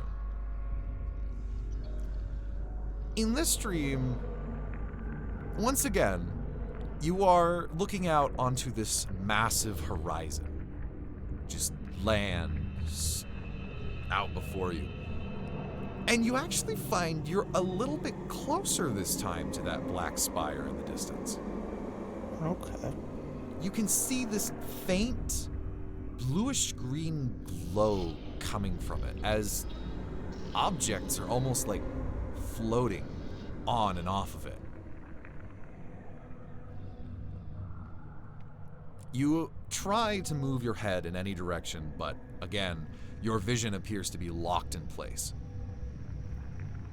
Another thing you notice, though, is the horizon you saw before in the previous dream does not look the same. Rather, it looks like there's more ocean? More water, less land. And something I should mention. The moment this dream starts, the screams you had heard in the previous dream start this one, and they're noticeable. You hear echoing screams from everywhere in the distance. All sorts of voices, high, low, adults, children, a choir.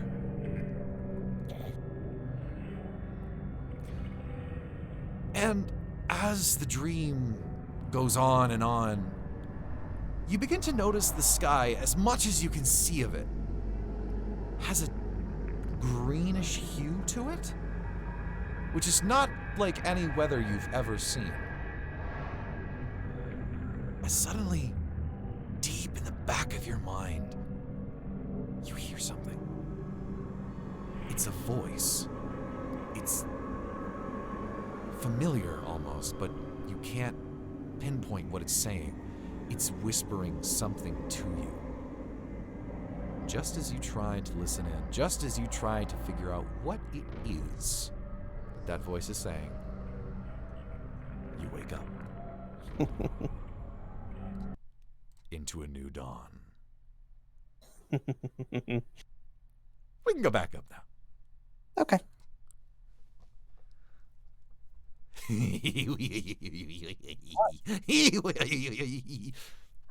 Do I notice anything different when I wake up? Not particularly. Okay. Well, back to sleep then. All right. And then you head back to sleep. And that wraps up our session for tonight. Woo! Indeed, indeed. Was trauma enough to level us up? Not yet. Fair. Okay. But you feel like you've learned a lot. Has learned a lot. Er's not ready for what the world is trying to tell him. Nope. Won't be ready. Anyways, thank you everyone for tuning in. I'm gonna be away for a good bit. I know I was hoping to plan a bit more frequent streams alternating between D&D and games, but I don't have that kind of time, so I'm prioritizing the D&D since there's a lot more work that goes into this. So I'm gonna be gone for a week. Might not have a session ready for the week after, but I know this is fresh in everyone's minds. I will be tweeting on Twitter when these D&D sessions are going to happen, so that way you guys can keep up to date on what's happening. I'm also uploading these streams and these videos to my YouTube channel, the Omni Archive, so that way you can go back and you can watch through them. I'm being tipped. Alf Alfred has tipped $1. Toss a coin to your TM. My thank you. Very kind of you. So anyways, yeah, if you guys need to see this stream again at any point, I know I will to remember what the fuck happens. It'll be uploaded later. Also, fun fact, has now over 100 gold on his person. Nice. So, anyways, everyone, thank you for joining us, and I will see you again another time. Night, everyone. Thank you again for coming. Good night. Time to make a random noise while I end the stream.